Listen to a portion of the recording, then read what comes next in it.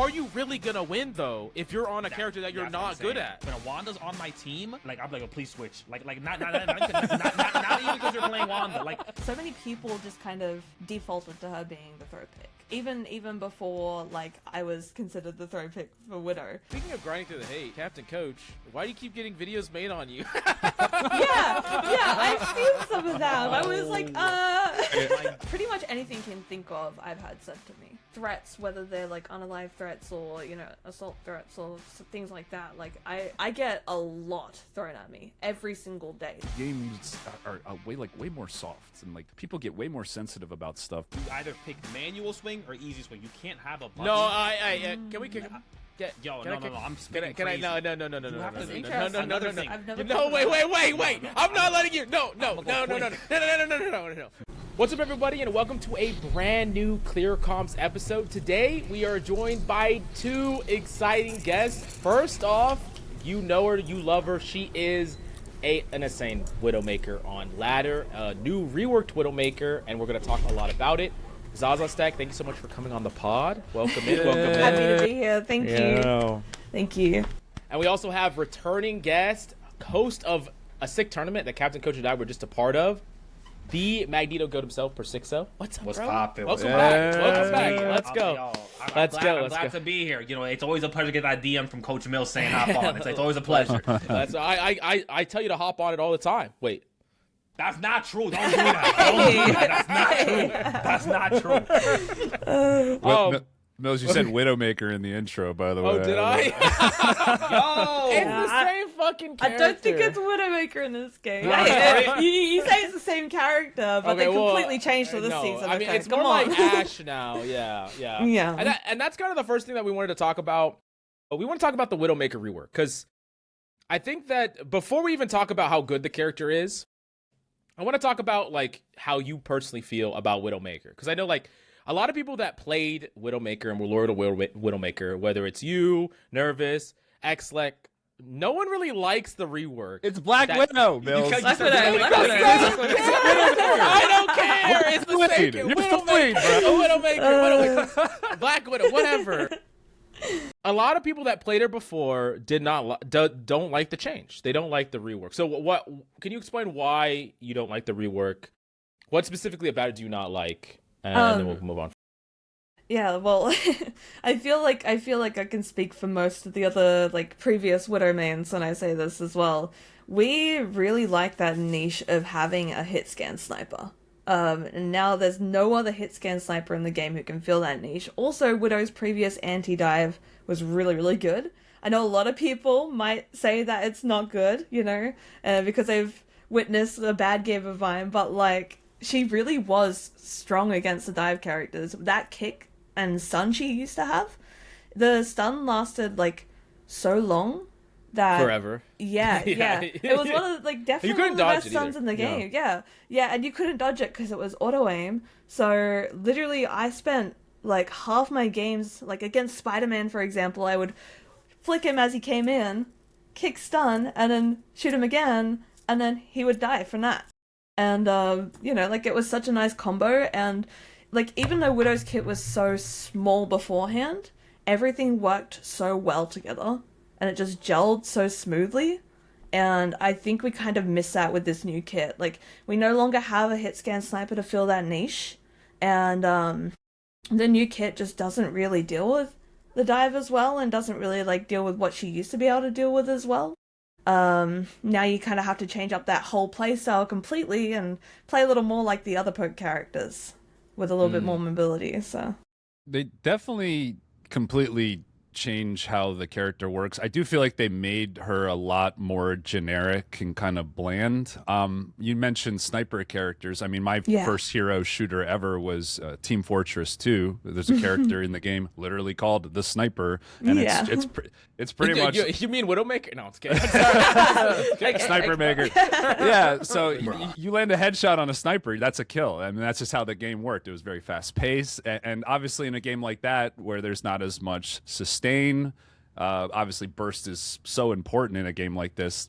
Would you say that the change having a sniper in a game like Marvel Rivals is something that is too hard to balance, or do you see a world or a version of Widow that could function with the same exact type of scoping for all your damage 100% of the time? Yeah, well, I mean, personally, I think that we didn't have to go for the rework. I don't think the rework was necessarily needed. I think if people just gave her old kit a little bit more of a chance, because, like, so many people just kind of defaulted to her being the throw pick. Even before, like, I was considered the throw pick for Widow. Like, before that, Widow was always considered the throw pick from Season 0. So it's like, you know, people never really gave her old kit that chance and never really learnt it. But once you put some time into it, it was more and more fun. So I don't think the rework was ever really needed, but I think, like, a really nice medium between the rework and the old version of Widow would be her old kit, like, completely go back to her old kit, give her the infinite sprint and the slam, and I feel like they would be really good together. Something that would have, like, kept the community happy as well on her old kit is if we replaced the batons with those dual pistols that everyone was literally asking for. I don't know anyone who wasn't asking for them, like. Yeah. And then like, because her batons are, like, part of her cosmetics, every now and then, like, her skins, like, feature her batons, they could always stay as her melee animation. So it's like, you know, like, I feel like that would have been a nice version of Widow to have. And, like, if you were to make the dual pistols there instead of the batons as a secondary, you could always, like, nerf the damage from the sniper just a tiny bit. And then, you know, like, allow those dual pistols to finish them off, but have, like, fall off on them. You mentioned the infinite sprint. They shadow nerfed her jump, correct? So it's actually worse. Would you want the old jump with the infinite sprint or the newer one? Which one do you think would be more fair? I think the old jump with the infinite sprint, but you would probably have to limit the slam range if you did that.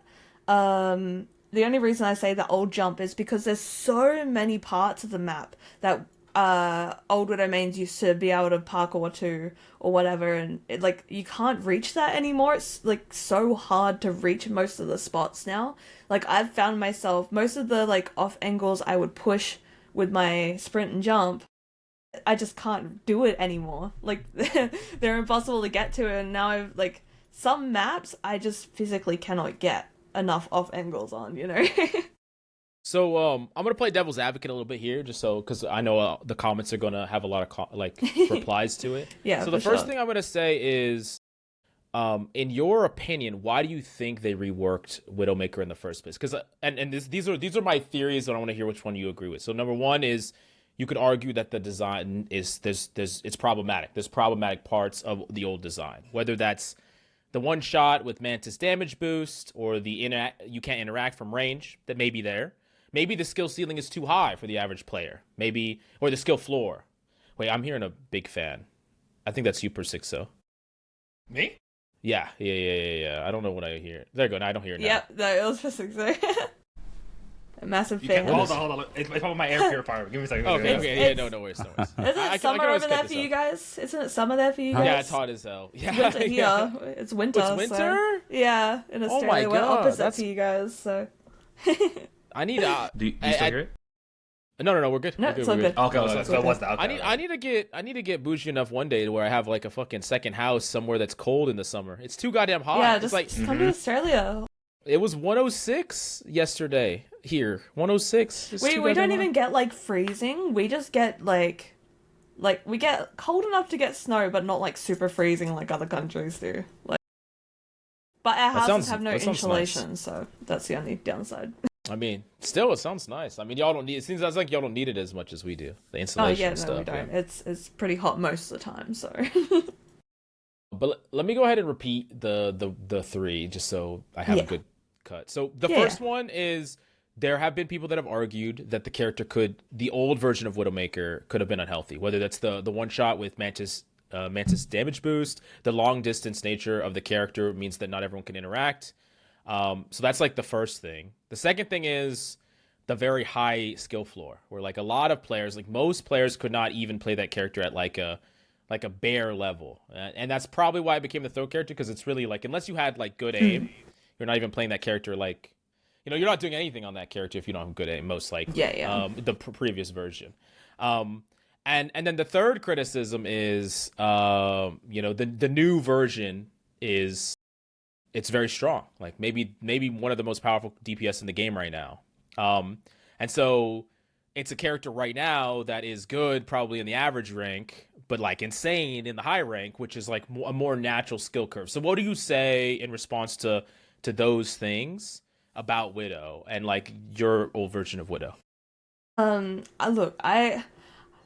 Me personally, I think old Widow had the potential to do anything new Widow could do. The only thing new Widow is a little bit better at is the amount of damage output, in my opinion.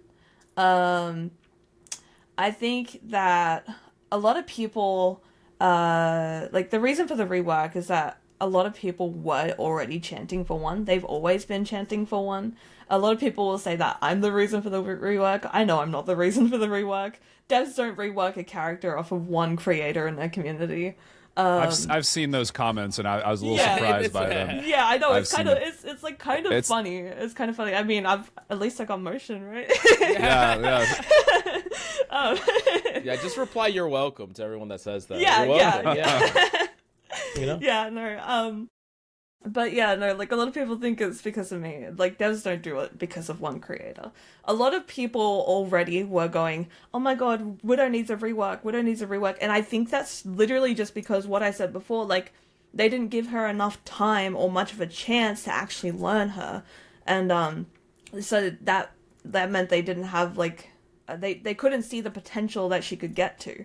Like I feel like in the right hands, she was always able to perform. Like always. Like I've never been the highest ranked Widow main. I have hit rank 1 on the Rivals meta site, but there's always there's Widows who have been to 1 above all. There's Widows who've been to Eternity. My peak is 1 game off of Eternity. And I'm just an average person who, plays Widow. So I mean, I've seen some of your clips. I've also had you in my games quite a bit. I think you're selling yourself a little short, compared to the average player in that rank. If they were to go into the hyperbolic time chamber and have to learn Widow, I don't think many people could get to your level. To be fair, so yeah, absolutely. I wanted to ask in that same vein. We're talking highest level of skill that you could possibly reach, middle of the pack, maybe like Diamond GM skill level, and then newer player.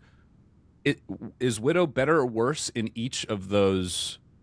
So at the highest levels of play, is Widow better or worse right now, or was she her old version? Because I want to. Yeah, go ahead. I was gonna say I think her new version, her reworked Widow, is better in every rank on a sense of more people have access to playing her. Even though people could just select her and learn her beforehand, they didn't really that sniper playstyle doesn't appeal to everyone. And even though it is sad that we've lost that niche, right now New Widow is playable to a lot more people because a lot more people prefer that faster fire rate and the amount of movement she does have. So I think in higher rank, higher elo, people are gonna play her more because her fire rate is a lot faster and she outputs a lot more damage in that sense.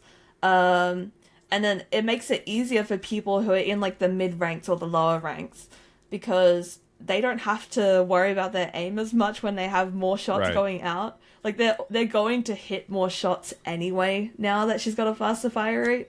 So they're always going to be outputting something, Otherwise, beforehand, if they just missed everything on their sidebar, then they wouldn't get anything out of that.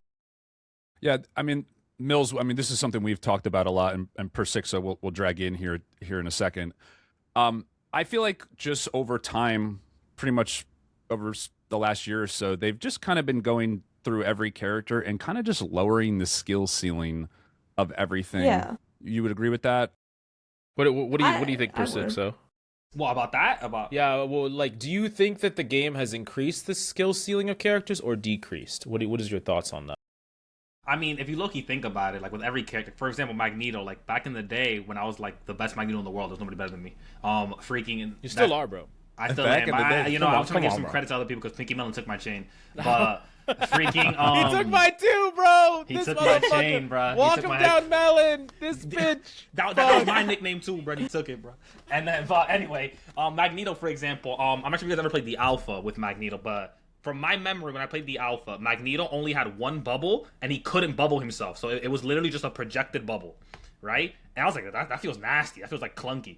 Then they were like, okay, let's make it to where he can either bubble himself or a teammate. And I was like, okay, that's fine. Then they gave him the two bubbles where it was like himself and then a teammate. And people were complaining because they're like, oh, but you took away some skill expression. And then fast forward to Thing. And Thing, I'm not sure if you guys have seen Thing, but Thing started off with just, if you just hit a right click, it's 50 shield.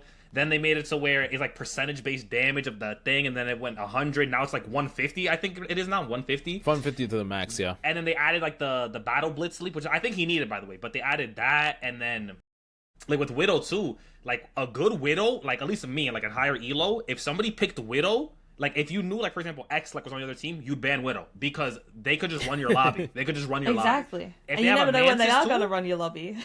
No. Now, yeah, you're having chuds like people who just play like Hela and Phoenix. Oh, let me pick Widow because it's literally like they got off angle and just burst you down like faster than Hela and Phoenix can. You know what I mean? Because I feel like with Hela and Phoenix, like you gotta like hit them with like ding in the head to do it, right? Widow could just like burst your body down like dun to your body and you're dead.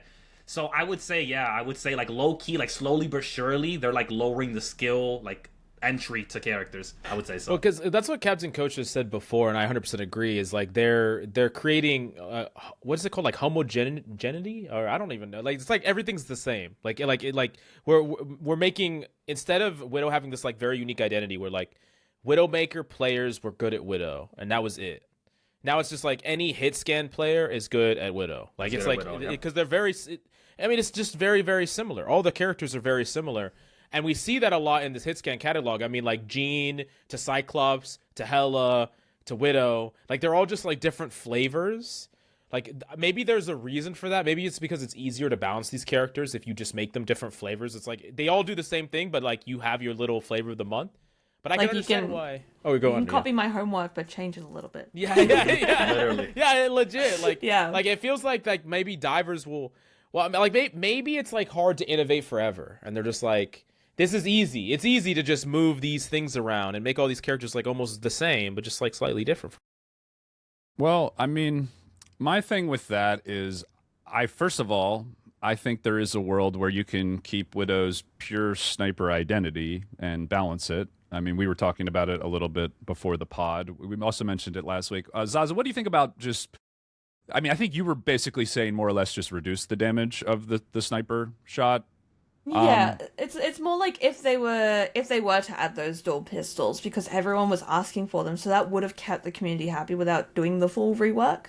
And like obviously, Widow's sniper headshot beforehand did almost like a full bar of health, not quite though. So adding the dual pistols by themselves would probably be a bit too much, and you'd want to lower that sniper damage a tiny bit so that people have to like do a tiny little bit of tracking at the end to finish that kill.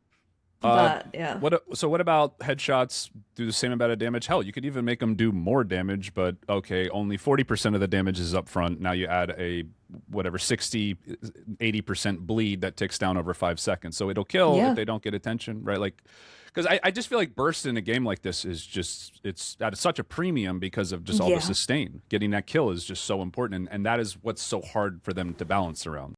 I have thought about ideas like a bleed or something on the headshot, or like poison or something like that. You know, like debuff, kind of, kind of in the way of like Widowmaker and Overwatch. Her Venom mine can finish off someone.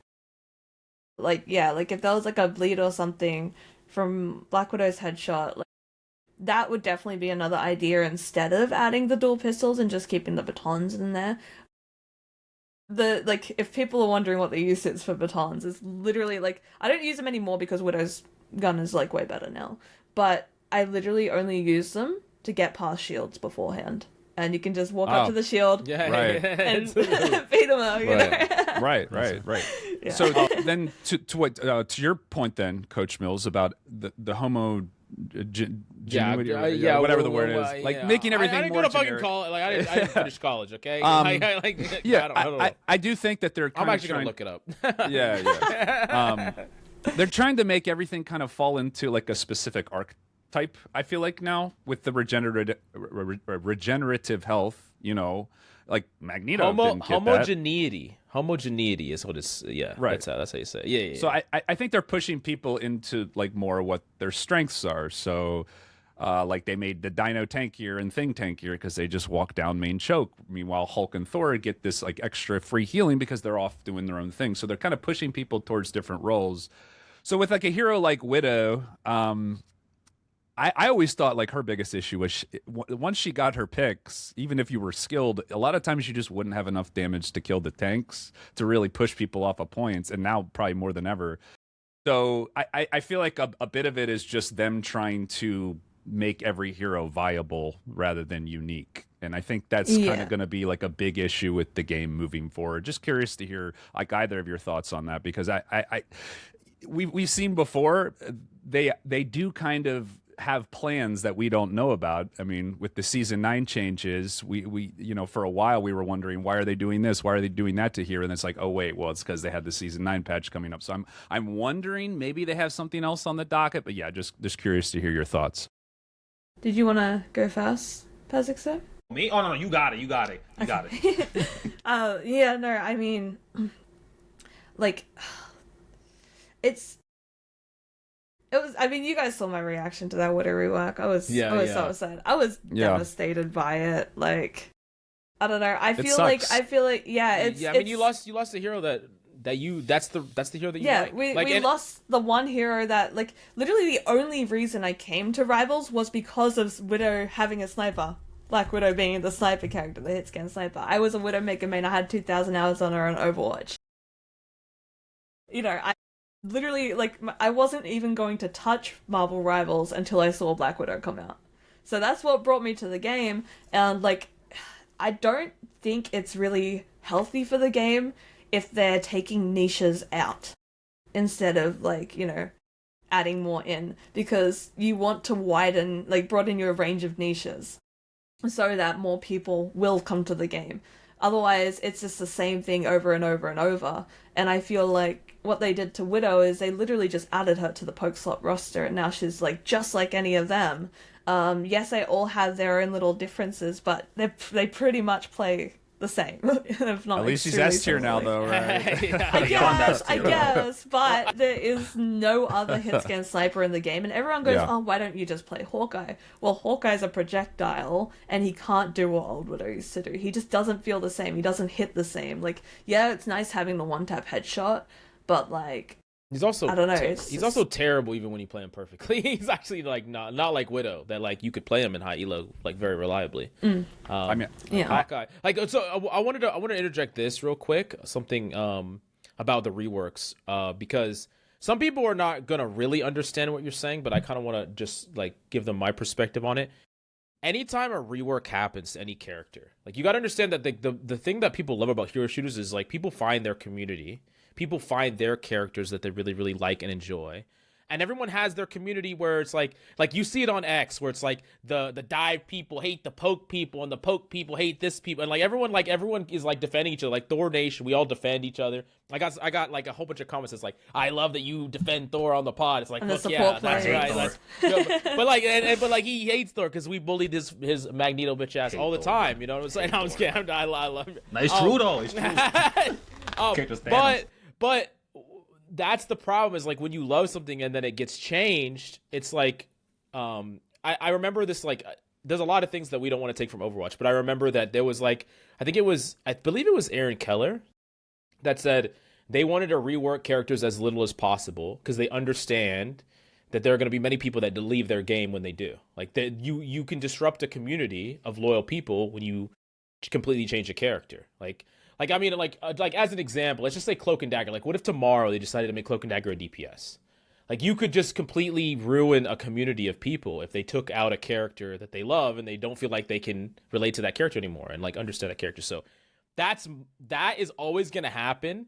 The question is, should it ever happen, and on what situations is it justifiable to happen?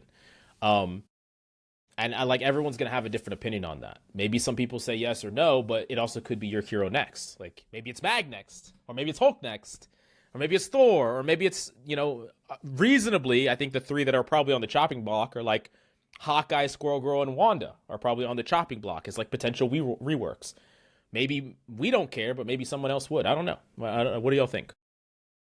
Well, it's funny because like it's a kind of like go a little bit back, like with Magneto, right? When Wanda's on his team with like the sword team up, it makes his right click like the charged one, and I'm sorry, that's too nasty. I can't do it. Like I would rather use the Emma unenhanced than have the super enhanced Wanda one, because like imagine like for example like Zaza, right? She put like freaking I don't even know how many hours into Widow, and then they change it. Now you feel like you're lost. Like me with Mag, obviously like to a smaller degree of you, like when a Wanda's on my team, like I'm like, oh, please switch. Like not even because you're playing Wanda. Like not even because you're playing Wanda, but because you're messing up me. Like you like now you're messing up my combo, because as a Mag, I have like almost 800 hours on Mag. Like for me, it's left click, right click, left click, like boom, boom, boom, like that immediately. But with the Wanda, like I'm so used to like just tapping it and then pressing my primary. Now I have to like I'm stuck in this little dun dun dun like that, and I don't like that at all. Wait. Hold up. So, like having a Wanda, you view having a Wanda on your team Persixo is actually a nerf to you. What they need to do with Mag buff.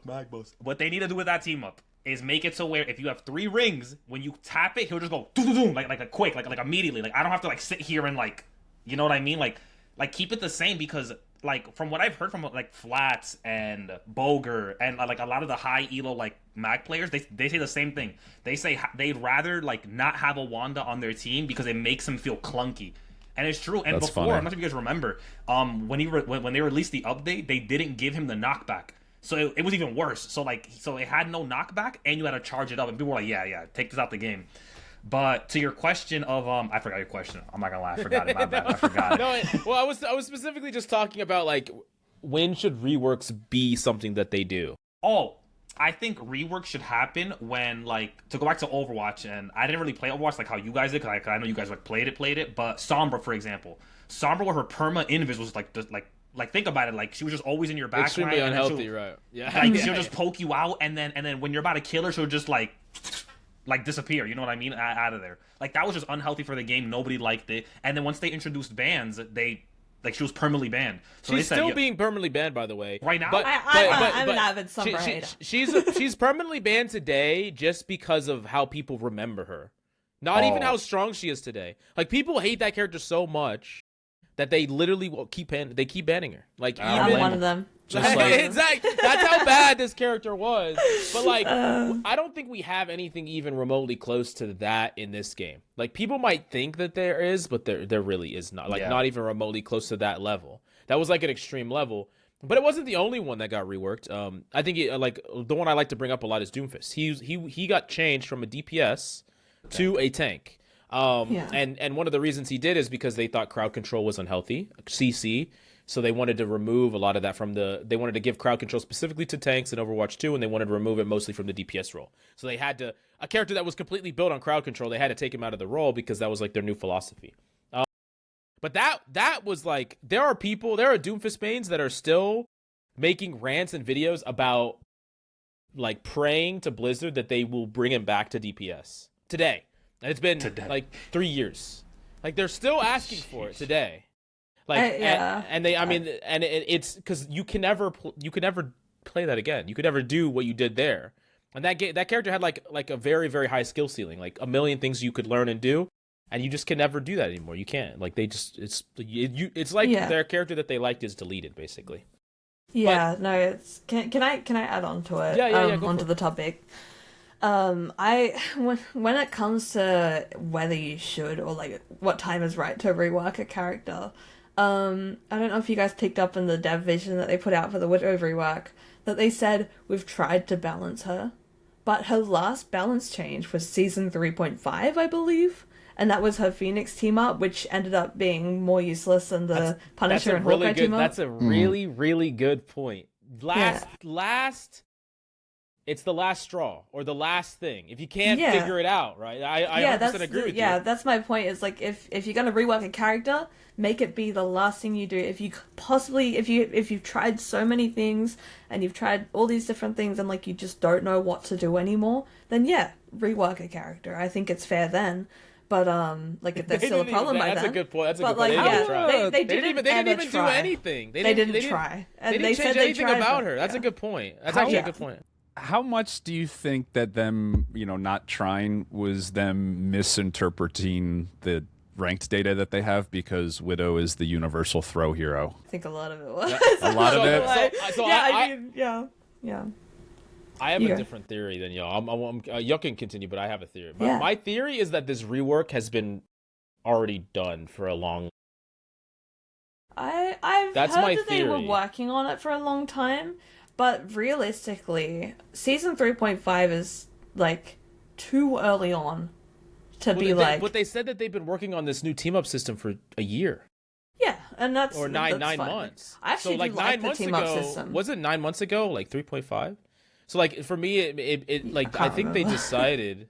They probably decided, like, hey, we're gonna rework her, and then they just stopped balancing her. Yeah, that's the only thing that makes sense to me, But it is. I 100% agree with you that like they didn't try any of the community recommendations. They didn't. There's some people that complained about the kick. There's some people that wanted the Mac 10s. There's some people wanted the different a bazillion different changes, and they didn't do any of those things, and they went straight to a rework. Like I feel like they could have at least experimented with a few of them before they went to the rework. Like I don't know. I just feel like. The last change being in season 3.5, whether they were planning the rework or not, they still could have tried one thing here and there. And, like, I think, honestly, it's pretty early on in the game to be reworking a character, in my opinion. Like, or at least planning a rework for a character in season 3.5 is very early. It's very true. My favorite character, of course, is Thor. And Thor did get a rework, multiple mini reworks throughout his life. And I think he's finally in a state. Not everyone likes him, like someone like over here, Not everyone in the community, like university, likes him. But I love the way that Thor plays right now, and a lot of his identity now didn't exist when he came out. Like your ability to like 180 tanks, like around the corners and like trap people, and like just bully fucking Magnetos, like every single game. You could not do that on launch. And, like, it took them a long time to, like, change here, and then they changed how Awakening works, and they kind of tweaked a whole bunch of things. And now he's in a state that I really like, and they just didn't do that with Widow. That's right. They didn't do any of that. They didn't do any of those little things. That's what they could have done, and that's... I think that was where most of my frustration came from when I reacted to that vision, is, like, why are you doing this now when you've barely tried anything? And I feel like, personally, that old Widow kit would have thrived in this new meta with all the team ups overhaul and stuff. Wow. And I think if we made her team ups, the old Punisher one and the old Hawkeye one, be able to switch between those, I feel like that would have been amazing, because the Hawkeye one would have been great for ult fights or against like fast moving characters, because you get the after image of them that you can finish them off with, Or the Punisher one was really good at actually like putting out that little bit of extra damage, and because it was piercing body shots, no headshots, but you could finish off someone really quickly in the back. And I feel like that would have brought Widow, like, she would have thrived in this team up meta, I'm not gonna lie, in the team up. Her team ups are kind of just generic damage increases. Yeah. Like I feel like they're kind of like underwhelming compared to some of the other ones in the game personally, but I think with her old kit, if you gave her like maybe like a temporary whatever that the gun she has, I feel like that would be great to be able to swap between them. Yeah, if like the old Hawkeye one and Punisher one were on her old kit, like if they kept her old kit. Oh, yeah. But if they were on the new kit, it wouldn't really make sense. Like the new ones aren't too bad, but it's kind of like the same thing, just reskinned, in my opinion. Yeah. Yeah. So my other theory here, and this is based on a combination of like the state of the game and the way that they're balancing the game. I think that internally they've kind of decided they don't like snipers. And the reason that I believe that is because, one, they reworked Widowmaker, and they also have... Hawkeye has been very bad. Like, he's one of the worst DPS right now still, and he's been one of the worst DPS for like probably like 5 seasons straight. He's very bad. He's very easy to dive. And we're also seeing an increase in like the sustained cycle in this game, which is like C&D gets bubble into block into fade, And then there are really powerful tanks like Cap and Venom that go in, can constantly apply pressure, can bait out these cooldowns and kill through, but it's like not instant, right? Like every engagement takes like 8 to 10 seconds to come to a conclusion versus like a Hawkeye or a Widow, the engagements could take seconds. And I'm not saying that should or shouldn't be in the game, but I think internally the devs have decided we don't want these things to be meta in our game. Like, and in the case of Hawkeye, they've just kept him terrible. I actually wouldn't be surprised if Hawkeye's next on the chopping block for a rework. And in Widow's case, they reworked her. I mean, that's my theory. I don't know if I'm right or wrong, but it doesn't feel. It kind of feels like they've given up on one-shot snipers or like the ability to do massive chunks of damage. It's just sad because, you know, like I said, like I don't play Widow, but, you know, I love that sniper play style. And it's like, dude, when I'm throwing games, like I got to get all the way to my ultimate before I got to snipe people. Like, what is that? I just want to like. When I'm can't do that anymore. I was in Sonju's chat the other day because I rated him after my stream, and he said the same thing. Is like, I can't throw on Widow anymore. Like, I don't know what she's to do too now. good. Like, yeah, she's too good. I used to just go Widow when people think I'm still trying to win this game. God damn, that's quick side note. Is that why it's Widows get MVP all the time, by the way? Is because her performance relative to other Widows are just against throwers? So is that it, or is that I feel like Widow gets MVP. Why she's getting what? Sorry? I feel like Widow gets MVP more than any hero other than maybe like Jeff. Widow breathes and they get fucking MVP. The reason I think she's getting MVP a lot right now is because the stats still haven't completely evened out from old Widow. So everyone was getting MVP because they were performing better stats than old Widow, especially like damage number wise. Yeah, by they're comparison. Like, you're doing 300 times more than the average Widow damage wise. It's like seems like a bit of in history. Oversight, maybe something they missed there. I think that's like a lot of like why she gets MVP a lot right now, and I think we'll still see her get MVP until they decide to nerf her a little bit, because I feel like the little damage buff they did was a little bit too much. Just a tiny bit too much. So I think at the end of this season we'll probably see a slight damage nerf to Widow.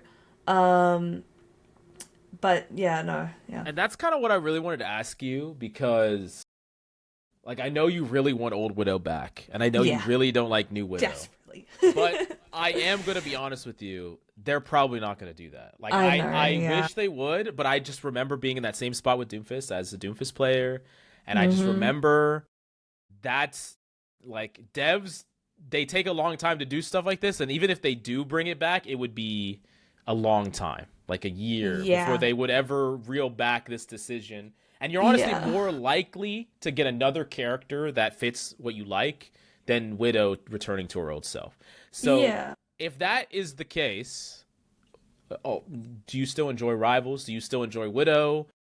Are you just gonna wait and cross your fingers for a character that does, meet that? What's your thoughts? Where are you at? I feel like it's a little bit of everything. Like, yeah, I still love Rivals. It's a comfort game for me. So it's like even though the community can be crazy, like it's still a comfort game for me.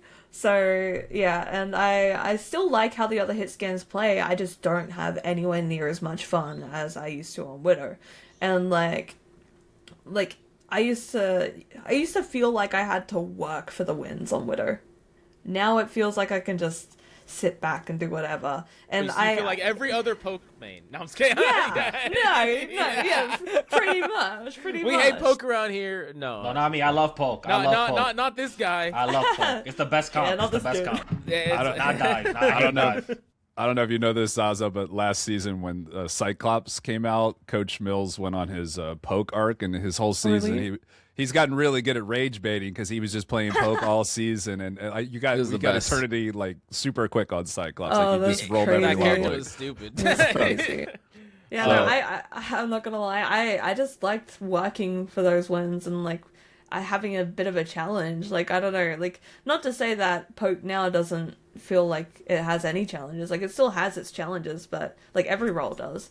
But it's old Widow, like playing a sniper character feels so much more rewarding when you're getting value, and which in turn kind of makes it more fun to play. And you feel like you really got to work for it, and you always want to improve on it, and like I don't know. That was just my perspective on Widow. So Persixo, what changes would they have to make to Mag to make you not want to play that hero? What changes would they have for me not to want to play him? Like, are you in love with this is bait for the Mag rework. Yo, chill. They're gonna do exactly what you say. I'm not gonna lie. Like, yo, the way Marvel Rivals treats Mag, he's like the tank version of Luna. Like, I think like that's like the golden boy. Like, they're not gonna mess with him. He's too good. But what they would have to do is revert it to one bubble, make it to where yeah, one bubble. They remove his change shields. the way he plays. Like, they turn him into primary? a DPS. Oh wait, he'll do damage though. Hold on, because he'll do damage though. Persixo DPS main. Oh my. I mean, depends. If he's chunky though, like for example, if he's like 350, 375 DPS, I might do it. I might get my hands dirty. But if they say 250, I can't do that. Like I play Punisher, I mean he's 300, but like I play like Moon Knight, and it's over for me. I can't do it. Mag's kind of the best poke hero in the game right now. He's so good. He's the GOAT. He's the GOAT. We'll talk about Mag nerfs in a second, but before we do, wait, what? I want to talk about but outside of the Widow, I want to talk about. How do y'all feel about Season 9? Like, the direction of Season 9. 2 new team-ups for every single character. Obvious power creep to the game, but everyone gets more tools. There's a lot more crap going on. So how do y'all feel about that? Persixo, I want to I can go first for this one. I love Marvel Rivals. #Ignite like the battle. Sponsor me. I'm just kidding.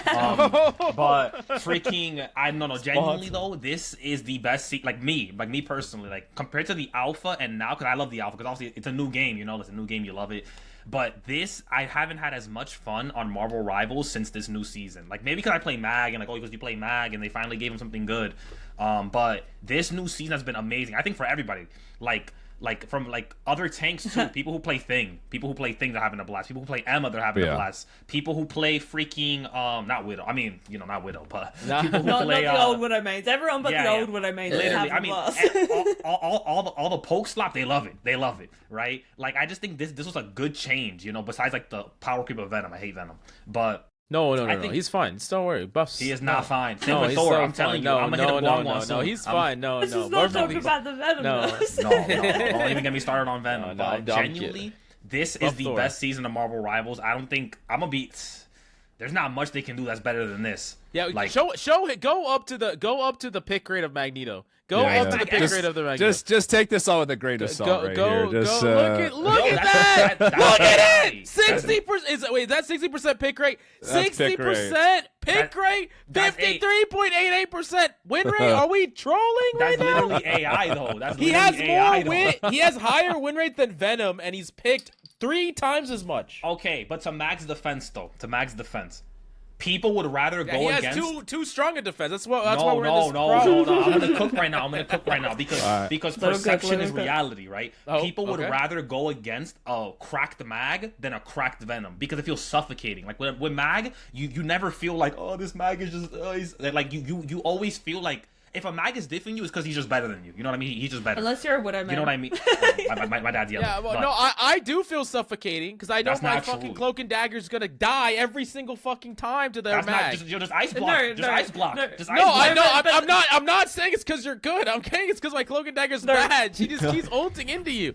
Look, the issue is the fact that as a Widow main, we always get soloed by Mag for some reason. Maybe it's just me. It's because you can't run away fast enough. They know it's a free kill. Even with my slam now, they just wait for me to slam. They just wait for it. I try and use it last second, and they still get me. And then the whole game, when they don't have ult, when they're not solo ulting me, the whole game they are poking me with the sword. Right? Yeah, with the sword or with their primary. They can sit in the front line, being their tanky selves, and then they're still just looking at me. They're tunneling me, and then like you've got tanks in front of you, you've got other people in front of you. Like, get lost.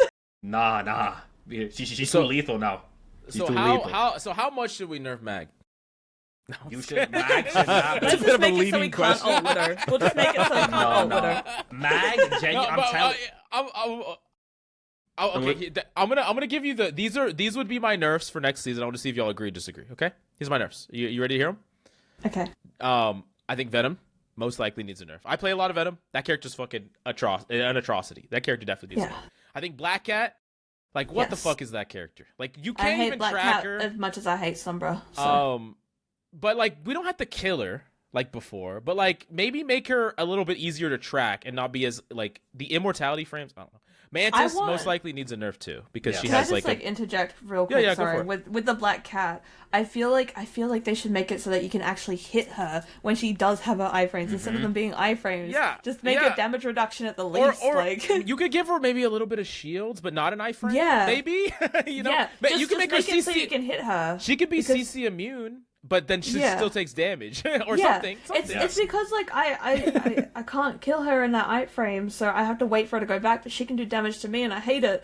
Like, why can't I do damage to her when I can fully see all of her colors? Like, she's not even like a different shade or anything like that to show that she's invulnerable, you know, or anything like that. And I think her stealth needs a bit more of a visual indicator, even just like a little animation. What if she didn't go full stealth, but she went like almost completely stealth, like Halo transparency, where you could kind of see, like it's like a warping of the air a little bit. You could still kind of see her. I feel like that would be she's not completely invisible. My problem is like if she walks into your backline with a whole bunch of coins, she can just do a whole bunch of bullshit and you can just never see her or touch her. It's like she's the fucking yellow flash of Konoha. Like she's just like teleporting around, bro. Like what the fuck is happening? Like I don't know where she's at. So I don't know. And then like I said, I think Mantis, like the win rates, like don't lie, it's just like way too high, like extremely high. I mean, she's winning, I think it's like 59% of the time at like a 20% win pick rate. Is like one of the highest win rates to pick rate ratios that we've ever seen. Those three, and then Mag, of course. No, Stop lying. Chill out on my gold. Chill out on my gold. But like, if it like that, I think, like you said when Mag is better, the game is better. I know that's your thing. It's I true. actually don't think that Mag is that big of a problem. What I would like to see after those three, those are like the big three, which is it's just literally Venom, Black Cat, probably Elsa and Widow a little bit, and fucking Mantis. After that, it could just be team up tweaks. That's it. You could buff if a team up's underperforming, you could buff it. If a team up's overperforming, you could nerf it. Try to make it so every team up is like, reasonably there's an option, one or the other instead of just like clearly one's better. And then that's all you have to do, in my opinion. What do you think? Is there any character I missed off the list? Is there any character that you don't think deserves to be on the list? Thor. What the fuck? It seems very personally targeted. Here's my theory. As I finally been climbing a little bit today. Here's my theory as to why Thor is doing really, really well right now. Because he is like a Mag hard counter. I think he's like Mag doesn't have hardly any counters in the game, but Thor really fucks with him like a lot. Because you can't really defend yourself like reasonably against a Thor because he just kidnaps you over and over again. And Mag is in like 50% of games. Like there's always a kidnap target for Thor. Like Thor is not gonna be great against a lot of different tanks. Like he hates Emmas and like random shit, but he loves Mags. He loves fighting Mags. But it's terrible. It's like we're natural enemies, bro. I don't know. I actually played a lot of Mag today too. It was fun, but I'm not playing against a Thor. The only counter to Thor as Mag, it's not even a counter. It's like what you have to do is once you see him and like you have to bubble yourself, and if he's in your face already, like already winding up for the next one, because by the time he gets you, he'll like your bubbles down. You have to smack him with a right click. If you miss that right click, it's GG. Just go next. Like just you have it. Thor. It's yours. You can have Actually, it. I really like versing Thor on both Old Widow and New Widow because it was easy to headshot him beforehand, so I was able to melt him with headshots. And then now, even though he has that extra like the Hella Revive team up, or like undead or whatever you want to call it, like now you just melt him when he has that anyway. Yeah, because of the New Widow. All the poke slap characters just farm Thor. Like that's why Thor's never gonna see pro play because he just gets. Yeah. You just get poke slapped. Maybe one day. I mean, Old Widow saw it once, so. Yeah, maybe. His numbers would have to be crazy because it just have to be insane. I think for the Mantis, to go back to that, I think part of the reason they've always really struggled with Mantis and why particularly now she's doing so good, she gets her ult before any support right now if she just pretty much pryos healing. Like it's crazy while still having all the damage buffs. So I think for me, I just got to follow. There needs to be there needs to be more of a choice, I think, when making that decision, or else you're just gonna have to like lower her output. Which I would be cool if they didn't lower her output, as long as they made it more of a choice between those two things. Well, also what we're seeing too, because I 100% agree with you, Captain Coach, and we're also seeing like this is the first season where she's like really good in 2 supports, and of course she's like the best in triple. So like regardless of the comp you're playing, like you pretty much can play Mantis like almost every time, unless you're playing like Groot Dino or some shit like that, like a hard brawl. If you're doing that, maybe not, but like every other comp. You're in triple, you just spam damage amp. You're in double, you spam heals. Like that's why our win rate's high. And I think that really, at the end of the day, go back to Mag and Widow being more generically usable. They're just pickable in more situations. They're like Hulk is very situational right now. That means he's just not as good of a hero as other heroes. Like you can pick something every game. That's, I think, why they're kind of trying to make everything a bit more generic, is because they do eventually, when they have like 200 Marvel characters in the game, they're going to be so overwhelmed that they need to have like categories of things to be able to be like. Or else it's just going to be worse. So I do think a bit of like what we've been talking about so far is future proofing for them. I could definitely see that. Yeah, for sure. It does make me wonder, with new characters, are they going to keep exploring new ground, or are they going to, just like keep putting them into the boxes? They'll probably do both. They'll probably do a little bit of both. I really do, because if they've shown like within a year or whatever, Widow like being able to completely change her as a hero, pretty much. Who's to say they might just throw something at a wall, see what sticks, and be like, okay, this is. No one's safe. No one's safe from the dance. No one's safe. No one's safe. That's what I've learned. I thought we were safe because we got a cool summer skin and it was legendary and customizable. No, that's always a good sign. No, we were not safe. That was the sign that you were gonna get reworked. Like they have to sell that skin somehow. I was so excited. I literally said in my reaction video to that skin, I trust the devs with everything now. All they needed to rework. That's some Game of Thrones level. Yeah, you fucked up. I'm sorry. Yeah. All they needed to rework about Widow was, wait, hold up. Are you drinking out of a fucking? Is that a shoe cup? That's a boot cup. We've heard a lot of complaints about her kick, her anti-dive. So I just thought this would be funny to have. I don't know. Wait, that's crazy. Wait, that's actually a boot. That's a boot. I didn't even realize. Wait, I was trying to figure out what it was. I'm like, that looks like a goblet. Oh, nah. One thing. It's not even mine. I don't know where this came from. Persixo, we literally Friday or just now, Captain Coach and I played in your tournament. You hosted a tournament with Igloo. God, goated I tournament. keep messing up. But no, that tournament was it was an amazing tournament. I want to give you mad props for putting that on, because it was so sick. It was so sick. I'm extremely excited for the next one.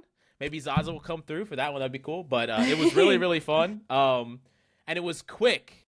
Like, okay, so we've talked before about how other tournaments are run. Sometimes they don't fucking end until 2 a.m. Yeah. Because there's so much downtime. Single LM every single team, or like single LM to get placements, domination 1 round into cutting to top 4, like such a well run tournament. I had a lot of fun. I did want to talk about real quickly though, there was drama in that tournament with what is called the worst team ever drafted. So how it worked in this tournament was everyone got to draft their team in order, like everyone got to draft their team. And there was one team in particular, Xeno's team, where they drafted what people are calling literally the worst team of all time, because not only did they not win a single match, they didn't win a single scrim. They didn't win a single map the entire tournament. But then they proceeded to make TikToks about each other. Everyone's calling each other trash. What are your thoughts on it, tournament host? What are your thoughts on the diss track too, right?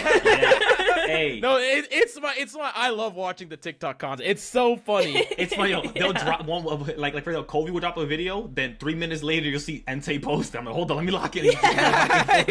I saw Entei post like 11 different videos or something. Like he fucking posted. You gotta pull it up, okay? It's so funny. You gotta get paid somehow, right? Yeah. Hey, listen. That's like making the best out of a bad situation. You know what I mean? Like I don't think they were ever really beefing. I think he confirmed it later on. They were never beefing. Maybe I should have made a diss track. Something. I'm telling. Like if that like as you still can. Host, it's not too late. No. Oh no, it's over. They reheating old food. They're gonna say you're reheating old food.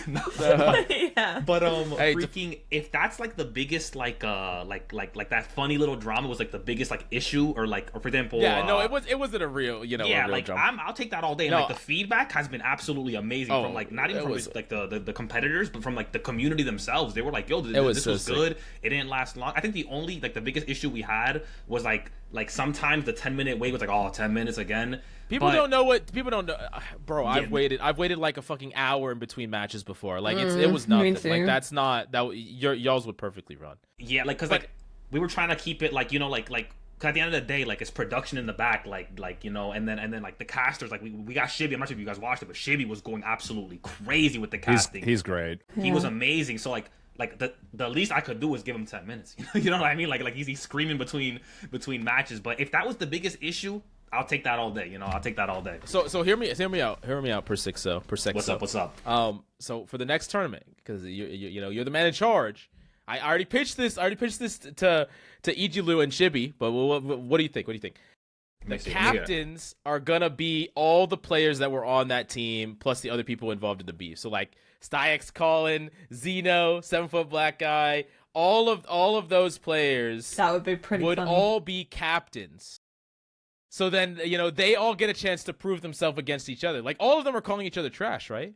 So give them a chance. Like, who actually is trash? Who actually is trash? Give them a chance to draft and prove that they're actually, you know what I'm saying? Like that. No, I like it. You know, it's actually Why funny. don't you just title the tournament "Who is the one that's like, who's the trash one"? I was thinking Rivals Creator Classic Revenge Tour. Revenge Tour. Because that has aura to it. Fucking vindication, man. Like. Like that would be so hype because then they get to draft from like almost the same pool, and it's like, you know, it's all on you.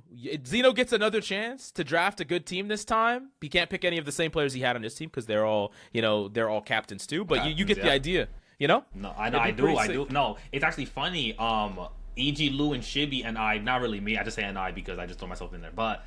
They're actually working on something like that. Something like that is about to happen. It's about to happen. So I'm not sure. I'm gonna be honest. I'm just spreading propaganda. Maybe I don't know. But something maybe in the works right now with like, you know, a little Entei Kovi. You know, who's because like what are they calling them? Entei Boo Boo and freaking who's Duke? They were frying each other. So.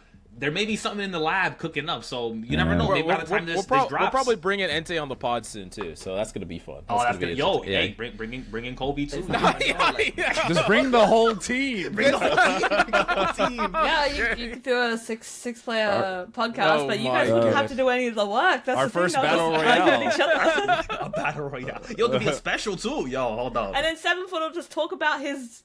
All I'm saying is I played a ranked game with Entei today, and we rolled together. Thor cap, it was clean. All I'm saying, he was popping off on that cap. Yeah. So I have it written down here. Okay, after that, I wanted to talk about mag nerfs. There's no mag nerfs. You know, we already talked about mag nerfs. I did actually want to ask what it was like for you as an individual, Persixo, kind of like dealing with netties because they helped with the tournament, right? Oh yes. Like, what was that experience like? Yeah, it was very. I'm gonna be honest. Shout out Arya. If you're watching this, Arya, shout out you. So Arya is like, I guess the person who like goes from like the creators to like, you know, rivals, like the actual rivals themselves. And I hit her up and I said, me and EG Lou want to run a tournament. We have some creators. We have Coach Mills. We have Mike's Above You. At the time, we only had maybe like 10 of you guys. But like we pitched the biggest names. You know what I mean? We're like, yo, we got Mike's Above You. We got Brooks. We got Coach Mills. Like, what's up? And then she was like, oh, send us some work of like that. You've held stuff like that. And luckily for me, my last video that I ever posted on YouTube was me holding like an Elo Hell type of video where like I Draw Uni actually, who's in the tournament. She was like, I'm stuck in GM. So I got a bunch of creators like Raylene, Brooks, Jenny. I got them all together. And like we held like a Elo Hell, and I sent a bunch of EG Lose VODs, and they were like, okay, we like it. And they offered $1,000 at first. Then literally maybe like 5 days before tournament, she said, oh yeah, I upped it to 2,000 for you. I was like, nice. I was like, go. Let's go. Yo. Hell yeah. Yo. So then J3 came in and he was like, yo, I'll give you 1,000. So 3,000 total for two dudes who never ran a tournament. Then we have Like, it was insane. And shout out to my friends in real life, because they did a lot of pro bono. Shibby did it pro bono. My boy Metro, I cannot give my boy enough glaze. He was back there with the production team putting in the work. He's modding these things. So shout out him. He made the edits for like Mitro's the GOAT. He's honestly the GOAT. No, he's the GOAT. He's the GOAT. Like without him, I'm not gonna lie, I probably wouldn't even be on this podcast right now. That's actually my GOAT. That's actually my GOAT. Let's go. No, I would have quit a long time ago. You know what they say? You run an event. You know, they give you some money. It's success. You got to double or triple that prize pool up. You know what I'm saying? Mm. Yeah, hey, earned. We're gonna see. Just to add a little context too to that whole experience, right? That was off after the Cine tournament, right, where there was a lot of community disappointment over them not inviting actual Rivals creators. Yeah. More people who don't play the game to, maybe try to attract new people to the scene. Was that something you ever talked about with Aria, was it? Where you said this was going to be like totally community driven, or was that part of the conversation at all? Yeah, so when me and Ijilu, it was funny. We're in Discord just chopping it up because like we're friends in real life. Like I went to high school with him. Like me, him, and Metro all went to high school together. But y'all did? I didn't even know that. That's sick. No, that's my guy in real life. That's my guy in real life. Damn, you get to keep your IRL friends, bro. I don't have any IRL friends anymore. Yeah, they're all gone. Yeah, I've they're working like in fucking cubicles now, bro. So. They have no soul anymore. No, I'm scared. Mills, I'm coming to Texas, bro. They don't hang out with me anymore. It's fucking. That's like, come on, let's go. That's how it be. But when me and were in VC, IRL drunk pod. Anyway, sorry. Keep going. Okay. Nice, dude. Nice. Yeah. I'll bring the boot. But freaking yeah. So we're in VC one day. Me, EG, Lou, Metro, and we saw the Cine tournament literally like happening. People are like, "Oh, what the? Why is Jinxie here? Why are all these people? Why is Kingsman in his 18th tournament?" Like, people were like actually like not us, like social media, and we're like, why don't we run it? And then they're like, okay. So then we got Shibby on board, and then Shibby was like, you gotta hit up Aria. And then we hit up Aria, and then I already told you about that. But yeah, the conversation we had together, we were like, yeah, people are getting mad because they're inviting like people who have like money already. Like at the end of the day, like if people know you have money, they kind of feel some type of way, like, oh, like why is this person who's a multimillionaire competing in a 150K tournament? So we were like, we want to keep it to people who actually like are grinding on Rivals every single day, because it's easy for you to average 300, but you're a variety, or not 300, like 2K, but you're a variety streamer. Like, you stream Rivals sometimes. Like, yes, it'll be good for CCV, and Rivals are like, oh, CCV, we love CCV, but we wanted to keep it very like, right. And you're gonna like dodge like warn situations where it's like creators that clearly don't give a fuck about the prize pool like at all. Yes. Yeah, like what do you think about the whole Warren situation, Zaza? Sorry, I'm throwing you a curveball. What do you think about the Warren? Okay. What do you think? It's bad luck. I thought it was kind of funny because a few different memes came out of it. Like, same with my situation, like a few memes came out of it. I'm not a big fan of anyone who uses AI, so I don't like the AI ones, but I think that, like, hey, Zaza, your disciple is here. Like, the disciple? yeah, like, Zaza's disciple. There's a new throw character in town. It's okay, Zaza. You're okay now. Like, there's a new throw character. There's a new throw streamer in town. Like, it's actually I thought that was pretty funny. It's actually crazy because now Widow's not a throw character anymore, and now it's actually like a Squirrel Girl now. Squirrel Girl. It has to be yeah. But like, it's actually fucked up because I immediately people on in chat probably know that, like, people that watch my streams, but I like to just whip out Squirrel Girl. I've always liked it since season 0. I actually hit eternity on Squirrel Girl, like playing a lot of Squirrel Girl at one season. She's good. And like, no one would say shit to me ever. The entire time I just randomly whip out Squirrel Girl and play Squirrel Girl, and no one would say shit to me. As soon as that Warren situation happened, the first time I swapped to Squirrel Girl, when they're playing like a triple tank bunker hold with Penny, someone said, "Are we throwing?" I'm like, bro, what the fuck? I've been playing this character for a bazillion seasons just randomly, and now I'm getting the throwing accusations. I still get the comments of I can't play Widow because of you, and it's all your fault. And like, I still get those comments of like, I pick Widow and they call me Zazzastack. Like, like, okay, like, so you're not just gonna play her anyway because you enjoy her? Like, what? So that was obviously the result of another community tournament that was thrown. I also think one of the best ones that the community has had, maybe not including all the drama that came with it, which was the Bazem tournament, which was one that I was a part of. Obviously, there's always going to be some sort of drama here or there. As someone who ran a tournament, Persixo, what would your advice be to maybe future tournament organizers to potentially, because we've seen it pretty much with every tournament with Rivals creators, there's always going to be someone fighting about something. Like, how would you try to limit that, or is that something that you shouldn't ever really need to worry about? It's actually funny because the last thing we wanted, me and EG and Metro, we were like, yo, like we don't want to blow it up like how like the other ones were getting blown up. You know what I mean? So it actually goes from who you invite. Like unironically, like it was like we were like, all right, they're good. Yeah, they're good. You know what I mean? Obviously, like you never know, anything could pop up, but you have to vet them at first, and then like I'm not gonna bring in people like that are known to be super problematic, because then it's gonna be like it's like a ticking time bomb. Hey, listen, that's my goal right there. But I'll ride for my boy. But it really is like a vetting process. Like if I just invite a bunch of people who like have nothing to lose, like like if I would like a bunch of creators who don't care, no filter, have nothing to lose, then the result is going to be just that. It's going to be like an explosion. People are imploding on each other. But I think I did it. Me, EG, and Metro played like a very good. At least I think so. A very good like group of people who like we know aren't gonna freaking violate, so yeah.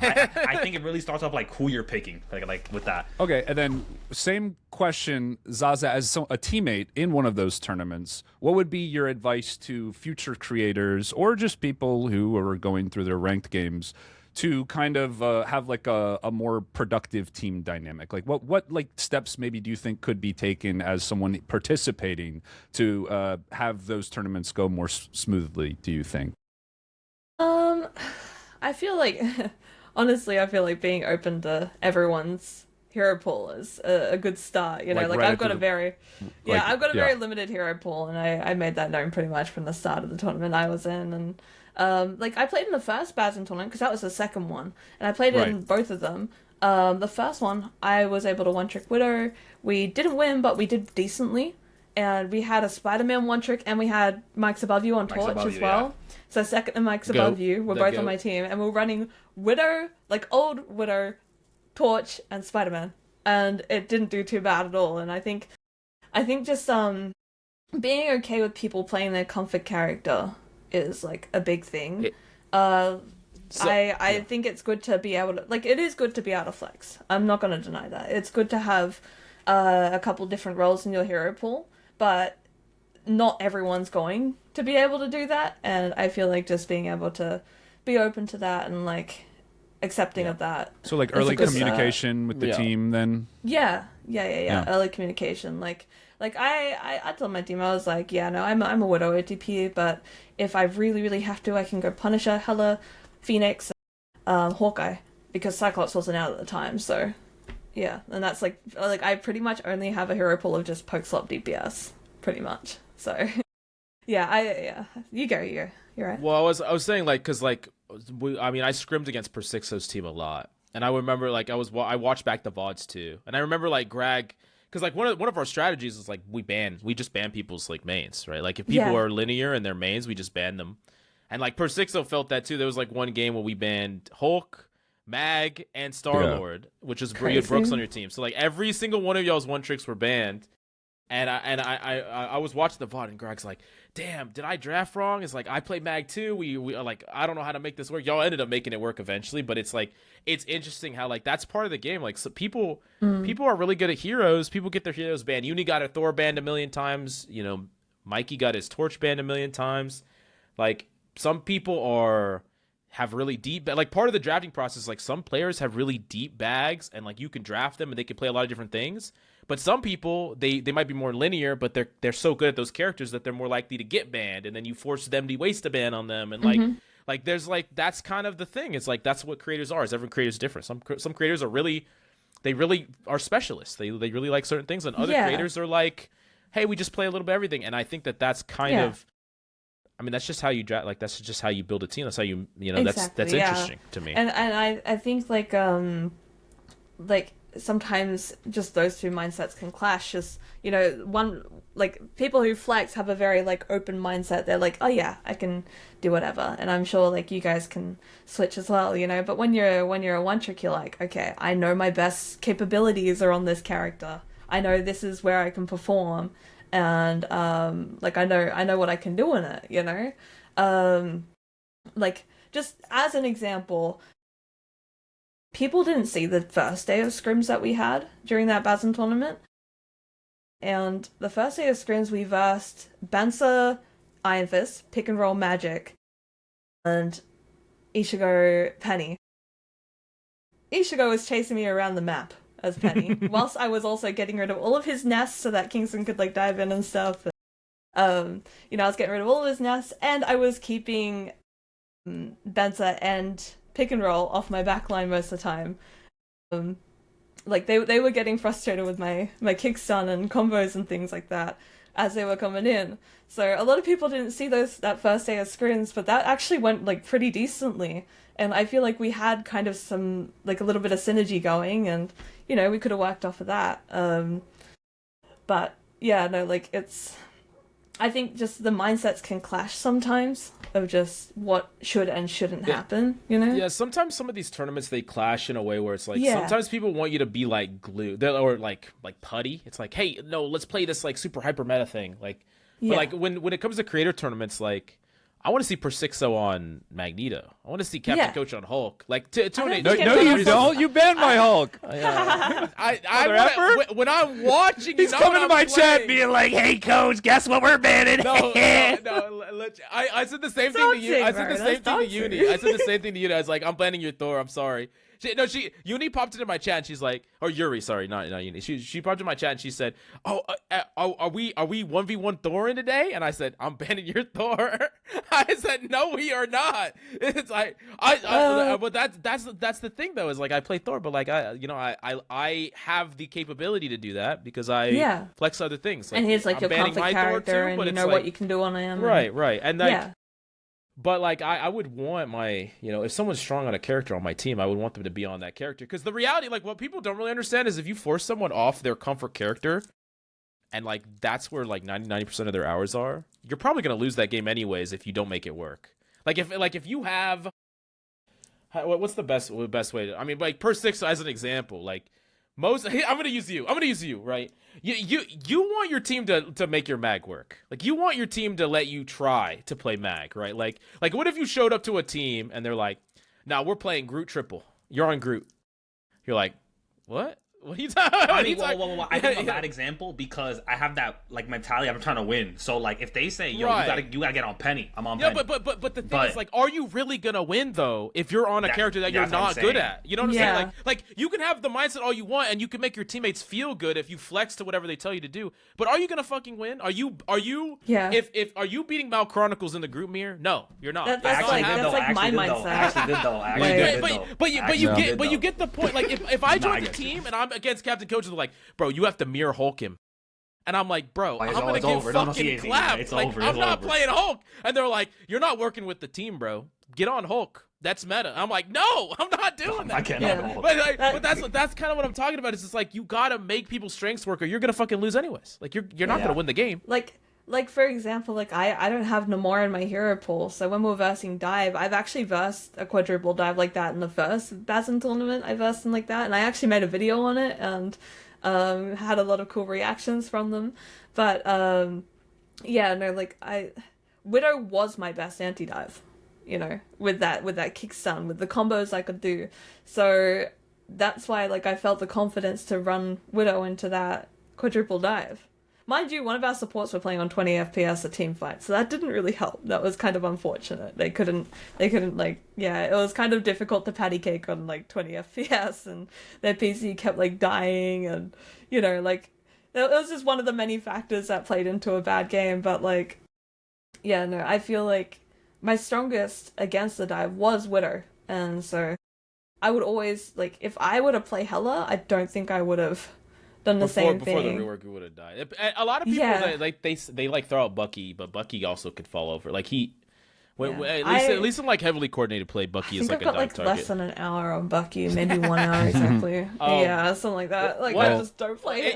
It's just funny watching that whole situation of that tournament, and then looking at like the recent Persixo tournament with the Xenos team, where it was just like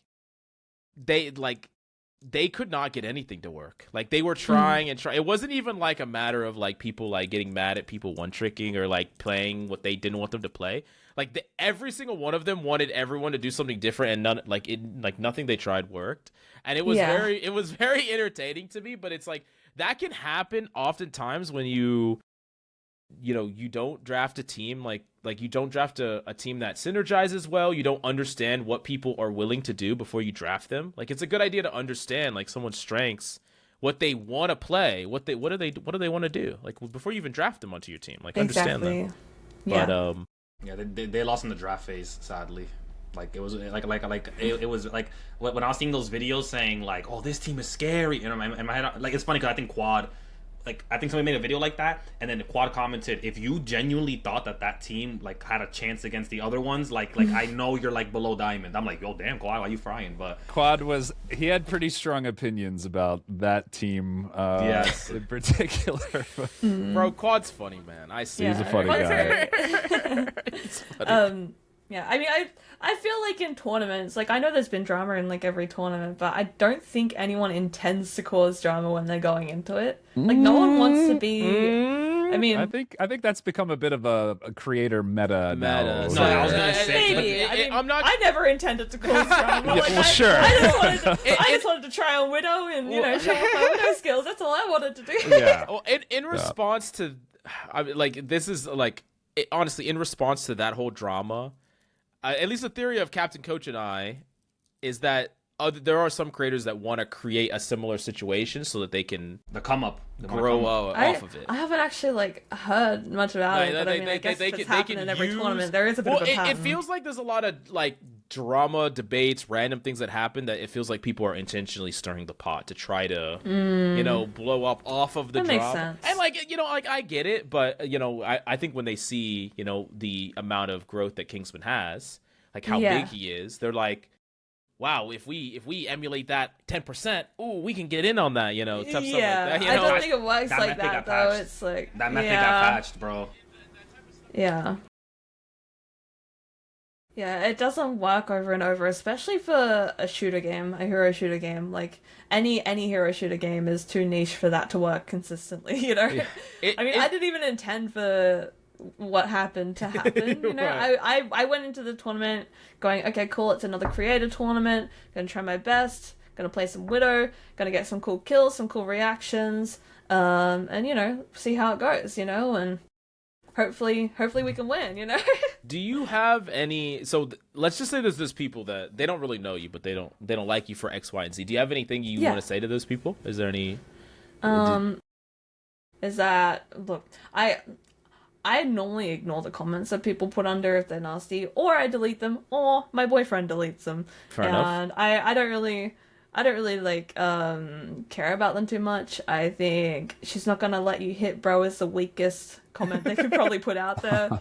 I think that one just makes him look like a dork. But yeah, like I don't really care about the hate. I post content because I want to post content, because I enjoy it. Also, it is my full-time job, but also like just in general, it's what I enjoy. It's what I love doing. I want to make videos. I want to show off what I can do in game. I want to like chat to people every day. Like it's what I love doing all the time. So I wake up happy that I can make content and stream. So regardless of whether people are hating or not, I'm still going to wake up and keep doing that. It doesn't matter how much like hate you throw my way. I know I'm not a bad person, and I feel like I've proven that more than enough since the incident. Right. Like I feel like I've proven it more than enough. Whether people want to like believe that or not, like I really just I'm inclusive. I try to be kind to everyone. I just want to put out good content and collaborate with people and have fun. That's what I want to do. I just want to enjoy my time. Yeah. Speaking of grinding through the hate, Captain Coach, why do you keep getting videos made on you? yeah, I've seen some of that. I was like, my goal. No, no, not to throw my co-host under the bus because I love my co-host, but yeah, Captain Coach gets maybe 1% of the hate that you get online. Maybe 1%. Right. People. Okay. Like I will say, like I'm a little bit serious, like when stuff like that happens. But like you're talking about the Brooks video. Well, yeah. I mean, yeah, that's one of many. Yeah. I feel like I am like the vessel for every tank main to channel their energy, their anger towards when. Okay, listen. I have a. I saw one. Wait, I'm solo I saw queue. one comment. Yeah. I saw one comment that said, "I swear, Captain Coach is a psyop by NetEase to give creators free revenue and banger videos." Oh Jesus! Is that true? Listen.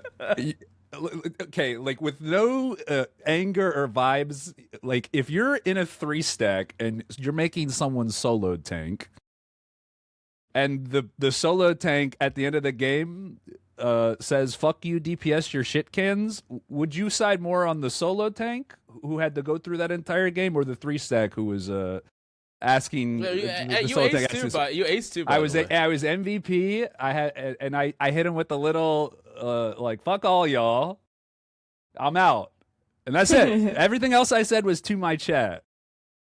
Oh, you know what hurts so bad about it is because Brooks is my GOAT and this is my GOAT too, bro. So I felt like that. I love the wolf and the parents are fighting and then he's just scared. Like that's why I was like, not my GOATs, bro.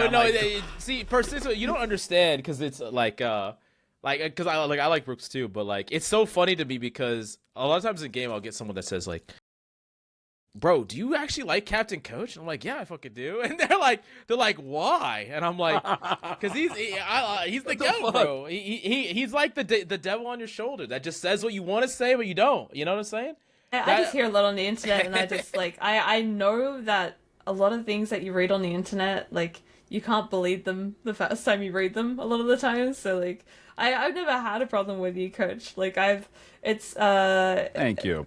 It's that like I haven't interacted with I haven't interacted with you much, but like I've been in your games before and I've never like had an issue with you. You've always been nice to me, and you know, like I feel like we have the same sleep schedule is why we get into games, even though you're Aussie and I'm US. Probably. Like it's 11:42 a.m. in Australia right now, so it's not even midday yet. And like normally I start stream at about like 6 p.m. my time and go until like midnight. So I think that's like early D10 hours for you guys or something like that. To me, it's just, you know, like it's a game, you know, a little bit of gamer rage isn't going to hurt anybody. You know, I don't really like back down. I feel like if, like, you know, people aren't trying their best to win, I'll let them know about it. And, you know, I don't ever gamer rage. I don't know. I just kind of, I come to my team and if someone gets mad at me, I mute them and then I keep coming over the top of it. Yeah. Sorry. Yeah. To me, that's a content opportunity. We call that. He's misunderstood. I try to tell people he's misunderstood. He's misunderstood. You should. I think if people saw my older stream and like clips, it would probably make more sense. I was a bit more of a like. I used to play like a character. Like an actual character, I like Dr. Disrespect a little bit. A lot of people, except a little different than Dr. Disrespect, except not right? as like bad. You know, a little. Okay, well, yeah, all right. Okay, no, whoa, I forgot. Yeah, Thank you for. Yeah. Before all probably that, not the best reference. You know. So I kind of bring a bit of that. I used to my to host streams. parties a little like Diddy, you know. Okay. Just a little, you know, kind of, like his parties, you know. No. Yeah. That was it was a long time ago. Okay. All right. But yeah, I mean, I've definitely like taken some steps to make it a little more obvious. But like, I don't know. To me, it's I'm not really bothered by it. Like, if you think I'm like an asshole, whatever. Like, just don't watch my content. It's just, to me, it's Same just with like me too. Yeah, it's just fun. Like, I don't care. Like, I mean, I'm not trying to like put anyone down. You know, and it's just like, you know, like Hulk main gets mad that his team made him solo tank. Like Hulk main Hulk's out, so exactly. It's like, I also, and just for the record, real quick, like Brooks, I got no ill will towards that guy. Like, yo, like get your video, get your content. You know, like it's fine. Like I said what I said, but I just, to me, it's like when people try to like make it something that it's not, and that's really kind of like what bothers me. Like, even Vicissity did a video on me. I thought that was funny. I told my chat, I'm like, yeah, go watch it. It's funny. But like geezer cams. And I comment on all of them. They're so funny. Yeah, but most of my streams, I'll take like half of an edible and I just go off. I just go crazy. It's just fun. I just have fun. Like it to me, it's fun. That like Greg Albert's a good friend of mine. He's like the positive Hulk main. To me, it's just that's like the angel on my shoulder. That's the other guy. And him and I used to like play League back in the day, and I would do the same thing. It's just, to me, it's just like shit talk. It's just fun. But like a lot of people, I'm curious to hear your opinion, Zaza. Well, everybody, like I feel like games are way more soft, and like people get way more sensitive about stuff. But maybe that's just me being like an old head in the scene. I can agree to an extent. I can agree to an extent. Like I think, people are way more soft in games now. People do get offended very easily, and I feel like nobody has super thick skin anymore. You know, it's rare to come by someone who does. But at the same time, like, I think, like, it can still get very toxic. It can still get pretty bad, especially like I mean, not just saying only because I'm a woman, but it definitely like plays a decent part in some of the hate that I get. Whether people want to admit that or not, like I do see a lot of misogynistic comments. I have people in game make misogynistic comments to me, and that's like every day or two that I hear stuff like that. You know, like I don't know, like pretty much anything you can think of I've had said to me. Like I've had like threats, I've had misogyny, I've had just toxic stuff. I have people just target me. I get stream sniped all the time, and people target me because I'm Zazzastack, or they get in my team and they're like, okay, I'm throwing because like you're on my team, like whatever, and things like that, and like, or like I don't really care about it. Like I've got thick skin myself. I'm unbothered by it all, but to anyone who hasn't been exposed to it for the 5.5 years of streaming I've done, you know, like, I feel like other people would struggle with it. It's not a very nice space still for people to be, you know? It can be quite toxic. I definitely agree. I do think the internet has actually gotten like more toxic in some ways, because I think a lot of these people, I mean, I grew up back before like people played online games, so like to me there's like a comparison. Like to me, I don't view it as serious, like, but a lot of people I really do think care so much about how they're perceived online. I think that's like a big reason why people not only like use the anonymity of the internet to like say what they want, like, but also like the people who do care are the ones out there trying to be on the front lines, being like, hey, this and this. It's like I think there's probably a middle ground there where we can like look at everything from like a different lens, where it's not all just like we're just playing games, guys. I feel like not as many people are open to agree to disagree at all. Like people just like don't like other opinions, like differing opinions, and I think that sets off a lot of the toxicity. Yeah, I mean it's definitely worse on platforms like TikTok, like short form content. I saw that. Makes it hold on, so terrible. You just sparked an idea in my brain. I started TikTok streaming. Did you streaming. see my video complaining about the rework? Like, dude. Did you see the comments? Dude. Yep. No, my bad. But like TikTok streaming, like on YouTube, like that's hard. Like, I'll occasionally get like the I'm a better mag than you.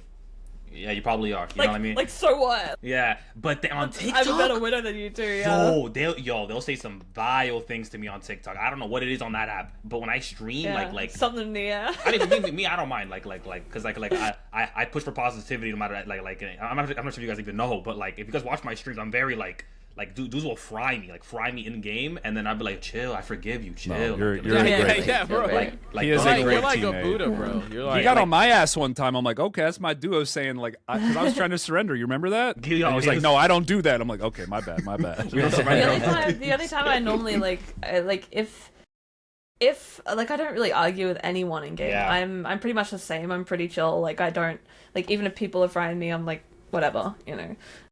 Like I don't really care about it. I'll either just mute them and move on, or what, you know, just ignore it.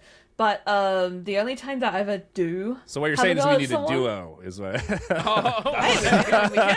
I'm down to do it one day if you want to. But I'm down. Hell yeah. But yeah, no, like what was I gonna say about? Sorry. No, you're fine. You're fine. You mute people. Oh yeah. You don't I only get up people if they like, I don't care if they personally insult me, but if they personally insult a teammate, even if it's a random on like a personal level, whether it's their appearance, their voice, or anything like that, or like, you know, like how they identify or anything like that, then I'm like, hold on a second, that is not okay to say. Don't say that. Or if they even like threaten my teammate or anything like that, could be just some random, I'm just like, you can't say that, bro. You can't say that to people. Like, yeah, I mean, I do think it's important to police community, and to be fair, like Mills, I'm sure you've seen me do this at least a little bit. Like that is like a bit of where my stuff comes from. You know, like a lot of it's just like, okay, you're doing some shitty thing, I'm going to call you out on it, and you know, sometimes like when the game doesn't punish those types of behaviors, you know, it's up to the community to kind of police each other. I do think that is like a big part of it. But back to the TikTok thing, I think the algorithms are a really big reason why that type of behavior like kind of gets like algorithms. And it's not that I think like, because I do agree with you, like your original statement, like gaming has become somewhat soft. I think that has been true in some games where it's like the over-policing. I think over-policing can get too far. An example of like over-policing is there's some games that you can't even calm to your team. You can't type to the enemy team. Like they restrict communication in like a lot of ways. Like imagine what Rivals would be like if you couldn't even type to your teammates. You couldn't talk to them either. You know, like stuff like that, right? Like I think that there's like a line, and there's like banter too that's fun. Like the TikTok banter from Persixo's tournament, I think that's fun. But like the second people like take it to a new, you know, like the old school Halo 3 level where you're just like, you know, you're telling people you're gonna show up at their house and saying some crazy, you know, slur, then like that's that, you know, there like, needs to be a line there. I've had things like that said to me before, so here I got like, I've had some crazy stuff said to me, so. This was an X post for me the other day. J3 said, first time in 10 years of streaming, I'm calm-banned in Marvel Rivals. J3 is like the super chill, nice guy. Yeah. Standing up for a friend, calling someone an asshole. He said asshole for being an asshole. And I'm saying, you just got to be more creative, right? Because yesterday I told my Thor he has the spatial awareness of a drunk toddler that eats his food from a trough, no ban, right? So there's a bit of nuance, right?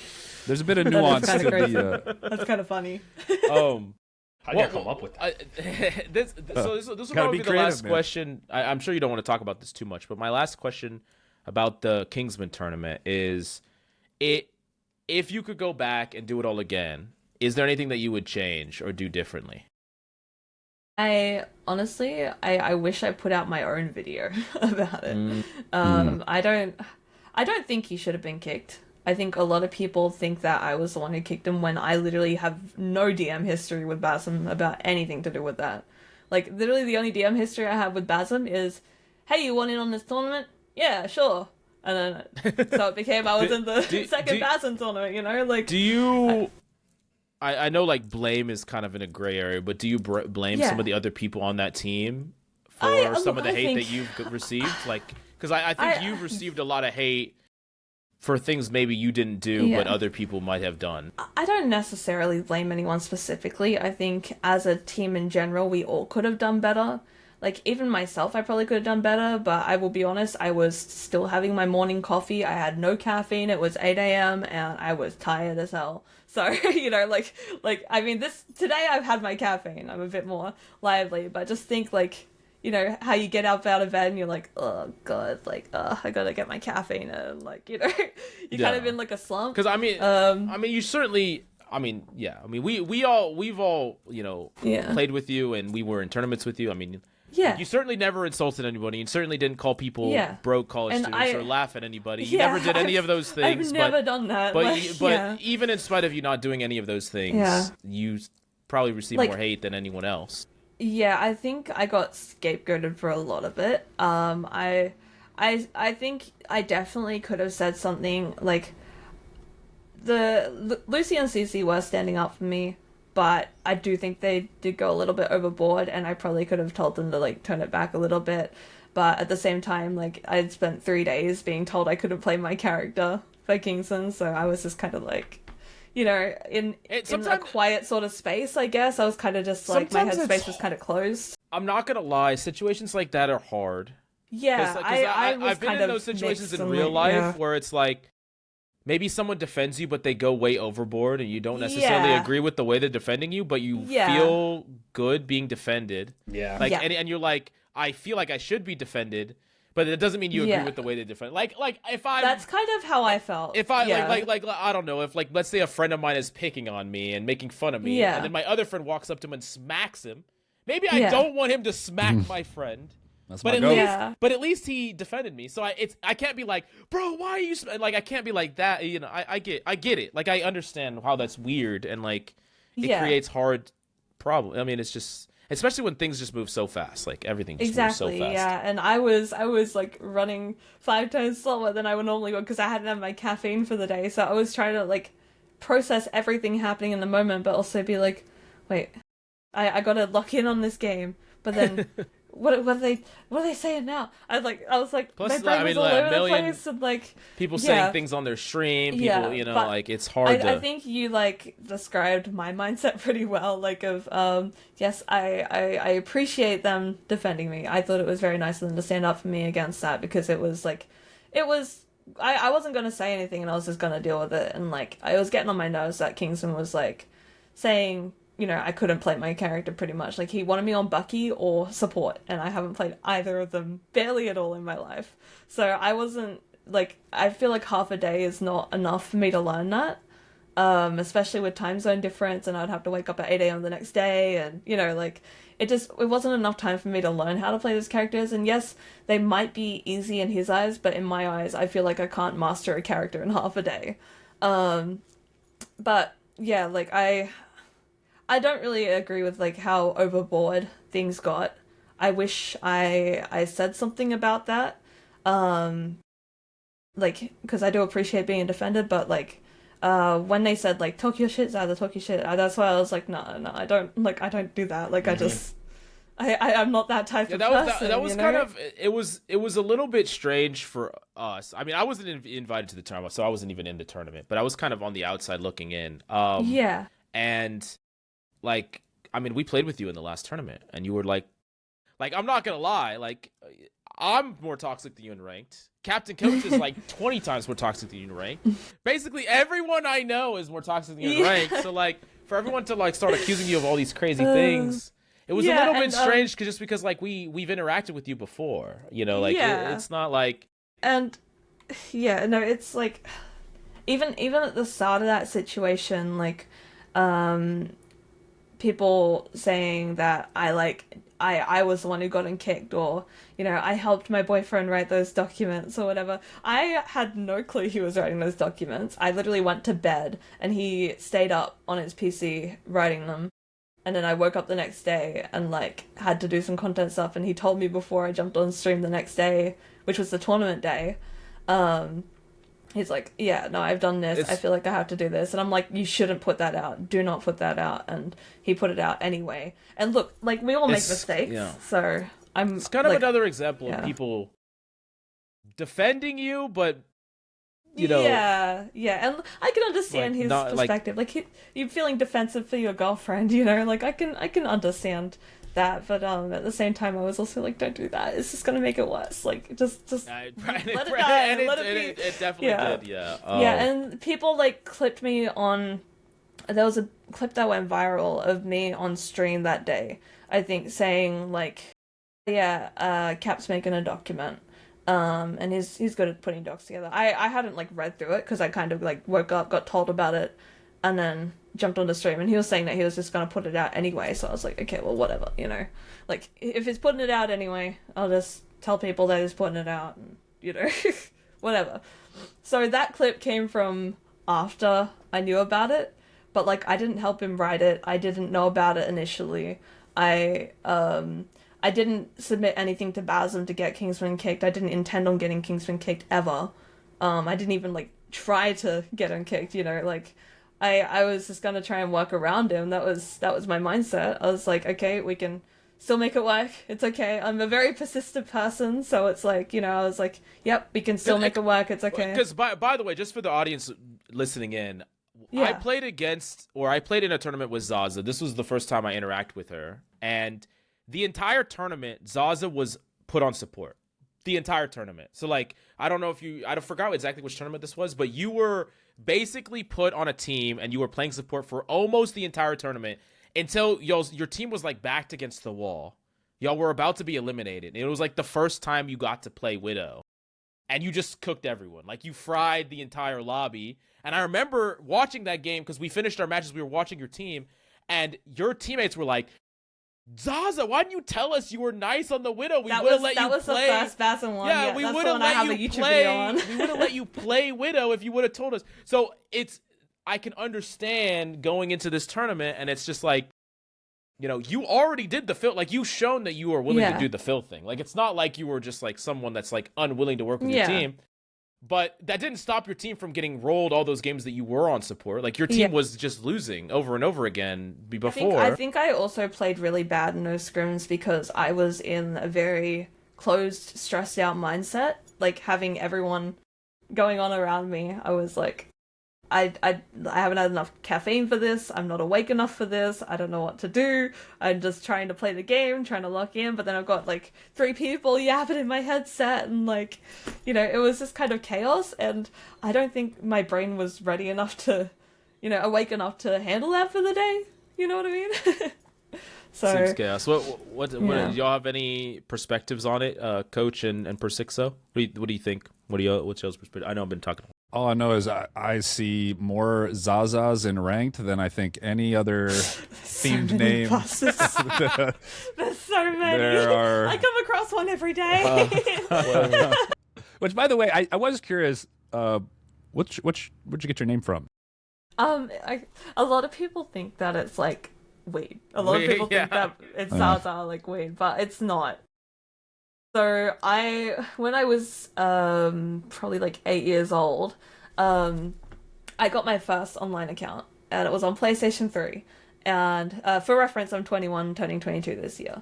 But you know, I was like 8 years old, and I got my first account on PlayStation 3, so I could play Battlefield 4 on my own account, and like, you know. And my dad was setting it up for me, and he's always been impatient when it comes to like letting us choose a name or something like that, you know, like he's like, come on, just throw it out there, you know. And so I was taking too long to pick a name for myself, so he put the first letter of my IRL first name in front of his gamer tag, and that's kind of how it became. My IRL first name is Zali. Zahli. That's tough. Yeah. Cool. So it's a bit of a different one, but yeah, no. So it's the first letter of my first name in front of my dad's gamer tag. And it's kind of funny because a lot of people don't know that I grew up in a gamer family. And so my sisters also have like Zazzastack in their name with the first letter of their first name at the front. That's actually dope. What games did you play with your dad? Well, Battlefield was one of them. We used to play Battlefield 4 and Battlefield 3 quite a lot. I've always played Battlefield with him, even like the new ones. That's actually, and, like, even Battlefield 6 when that came out. That's actually amazing.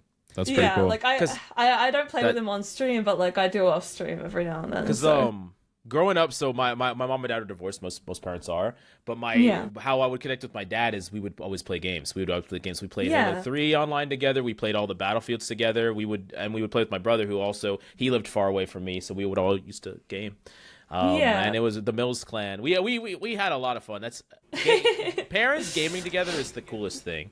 I know, yeah. It's so fun. My mum would play Mario Kart when we were little. Nice, my mum would play Mario Kart, and my dad was pretty much everything else. He would help me out. Like, I was a big Spyro fan, massive Spyro fan. I've got like a Spyro phone holder. And, I used to love Spyro back in the day. I forgot even what I played it on. It's the Sega. And I've got like my cabinet back here. I've got a Spyro shelf with a big Spyro figure and the Skylander variants and some Cinder variants and all the Spyro games at the back. That's an awesome collection. What the heck? That's cool. Thank you. Yeah, no, and that's like Toothless, and that's Overwatch, and then random stuff down the bottom. But so I played through pretty much all of the Spyro games, and Dad used to sit there helping me as well for hours on the boss fights when I was too little to like understand them or beat them myself. And I would be like, Dad, I need you to help me beat this boss. I can't get him. Like, I think in Spyro Eternal Night there was like a train boss or something, or maybe it was New Beginning. I can't remember. It was one of the Legend of Spyro ones, one of the first two. But there was a boss that was like a train master that kept going around in a ring, and had to defeat him. I always struggled with that one, always, because it would charge at you at random times here and there, and I didn't know how to move on the game back then. Like I wasn't her, you know. So yeah, I used to always get Dad to help me with things like that. That's actually so sick. On games and stuff. Man, but yeah, it's mainly Battlefield aside from that though, and like other shooter games that I'd play with him. That just gave me a flashback. So people that have watched the pod, y'all probably don't know. So my dad was a Dallas firefighter. He was a Dallas firefighter for 25 years. And one of the things that if you don't know about a fire station is when they're not on call, they just do whatever the fuck they want, which is a combination of like cooking and sleeping and watching TV and playing games. So they would have a back room that was just an Xbox, the original Xbox, and they're just playing Halo 2. And so I would just awesome. I was just at my dad's when I was a little kid. I was just at my dad's fire station. I was just in the back, and people would go on call. People would come back. People would wake up, and just random people would just come and play. They'd just fight me in Halo. Like, but it's just like my dad would be in there. Then it'd be like a random other guy in there. But I completely forgot that memory until you were talking just now. Yeah, it's a fun memory. But I've got a lot of fun memories of gaming with my dad. Like. It's not just Spyro and Battlefield that we played together, but they're like the two most prominent ones in my memory. So that's awesome. Yeah. Maybe this explains some things, but my introduction to video games was watching my dad, like when we had family parties and stuff in the room with like my uncles and stuff playing Wolfenstein 3D. That was like the first game. Okay. Which that game is so cool. I played the trailer of that like 3 times. I like that. Or the demo. I played the demo. I'm talking about the old one. The old one. It came out. Wasn't there in, like wasn't there or something? Like a remade Wolfenstein game? I'm thinking probably of the more modern Wolfenstein is what I'm talking about, most likely. Yeah, 3D was what they put on games back then to make it seem like it was some new age thing, like 3D, like you can move in different, like that's how old it was, right? But it was So watching him playing on the family computer and. He eventually gave me the original Game Boy, so I was like into like all the Pokemons and stuff like that. So I can't relate at all because my parents were like foreign, so like they came to the U.S. and it was just work. It was like me and my cousins though playing, but like them, like parents, like that was like an idea that was like if someone said game, like, oh my dad games, I'm like your dad games, like what is like it was so foreign to me. I was like my whole family game, like both my parents and my two younger sisters and myself. Yeah, I was the oldest of 3, so we pretty much had like a full team of people, you know. Had a full stack. Yeah, my cousins also gamed as well, so although it's gonna become more and more common. I feel like every generation after ours will probably be they have gamer parents, right? I mean, at least my daughter and my son, I'm putting them on aim trainers the second they turn 9, you know? No, I'm just kidding. I'm gonna grow them. Y'all heard that story of like it was like a chess grandmaster. He like intentionally married like another chess grandmaster and like raised like 3 grand champion daughters or something like that. There's like a story about it where they got married with the intent to have kids to make them grandmasters in chess. They had 3 daughters and all 3 of them became grandmasters because he taught them from a young age. So I'm gonna do the same thing and make them like hit scan gods. You know what I'm saying? Like perfect tracking and fucking, you know, like my dad is a big contributor to my aim actually because even though I used to play Battlefield on console, like he always used to be like, okay, shoot him now. Like he'd just like go really quickly, shoot. Oh, he's right there. And like, you know, he would sit behind me while I was sitting in a chair like gaming, and he would be like making call outs just from watching my gameplay, and it's like, you gotta shoot them as soon as you see them, like you gotta react instantly. You have to get them straight away. And he would like drill that into my head every single day that I would play Battlefield. And so I got really good at Battlefield 4 even though I was only like, 10 years old once I started getting good at it. And I think a lot of, even though a lot of the time it was just like noise clutter, him yelling over me in the game, it still made its way into my head and like helped me figure out what I had to work on, and like react quickly and stuff like that. So I think that contributed a lot. But what is how has your family's reaction or your dad's reaction been to the drama and everything? Is it any thoughts about it? Have they just been like, hey, just stick it through, or what? Yeah, no, my mom's a lot softer than my dad. they're both very me-sided, but as you would being the parent of right. being my parents, they're gonna side. Yeah, they're going to be me-sided. I'm convinced I could stab a person in broad daylight. My dad would be like, "Nope, you didn't do it." No. He would testify on the spot that I didn't do it. He like, wait. I know that for a fact. Why did he do it though? Why did he do it though? Yeah. No, my parents are very they're very laid back and chill and kind people, and they're pretty relaxed about everything. They've never been strict. They've never been uptight. They've never worried too much about what's happening. They just wanted to raise us with the right morals and values and stuff, and I think they did a good job at that. And that's pretty much they don't really care about it, because I'm a very open and honest person to anyone I talk to, and especially my parents. I'm even more open with them because they're my parents and I've got a close relationship with them. And so they know everything that happened in detail. They know everything that happened, and they're just like, it's okay, just keep being you, keep doing your thing, and the nice people who want to support you will keep supporting you, and don't let the other people get to you, the people who are rude or toxic or hateful because they have nothing better to do. That's pretty much what they said to me. So it's W parents, honestly. That's awesome. Yeah. That's awesome. Yeah, no, they're lovely parents. I try to explain to my grandmother what I do, and she still doesn't understand. She's 94. So I just say I make videos. She's like, "Oh, so when she heard word of a podcast, that's something she kind of gets." She's just like, she's always like, every time I see her, she's like, "You got a new episode of the podcast?" I try to put it up on the TV, but I can't figure it out. What can My I parents find? trying to put my Twitch stream on the TV. That's a W, grandma. That's cool. Yeah, so sometimes like my family, my dad watches the my streams, and sometimes I'm like, I sometimes I say really sus or weird fucking things on stream, and I'm like, God damn it, I gotta tone this shit down. My parents are watching. I can't let my I would prefer y'all don't watch. I like the support, but my parents just have a laugh if I say anything dumb like that. They just have a laugh at it, or they'll ask me when I call them, because I call them every day or two, just because I live 7 hours away from them now, and I call them every day or two, and they're like, "Oh yeah. I heard you say this on stream the other day." I'm like, "Yeah, no, that was fine." And they're like, "Oh, yeah, I thought so. I thought that was a joke." It's very rare I say anything out of the ordinary, but sometimes I'll get in wacky games where people are just interesting, No, I probably just flirt with men too much. Honestly, I flirt with all the women who play support. Persixo in my lobby, I just don't know how to act. I mean, look at him. Yeah, how do you feel? My grandma watches this podcast, man. Let's go. What's up, Granny? Some DLC. Okay. So moving on, a couple of things I want to talk about. First off, what's y'all's impressions of the new map? I didn't even play it today. I never got it. I played for 5 hours today. I didn't get Really? it. You never played it? Good. I didn't even get it. I like it's it. one of my favorite maps that they just initially released, the new maps. I think it's very nice.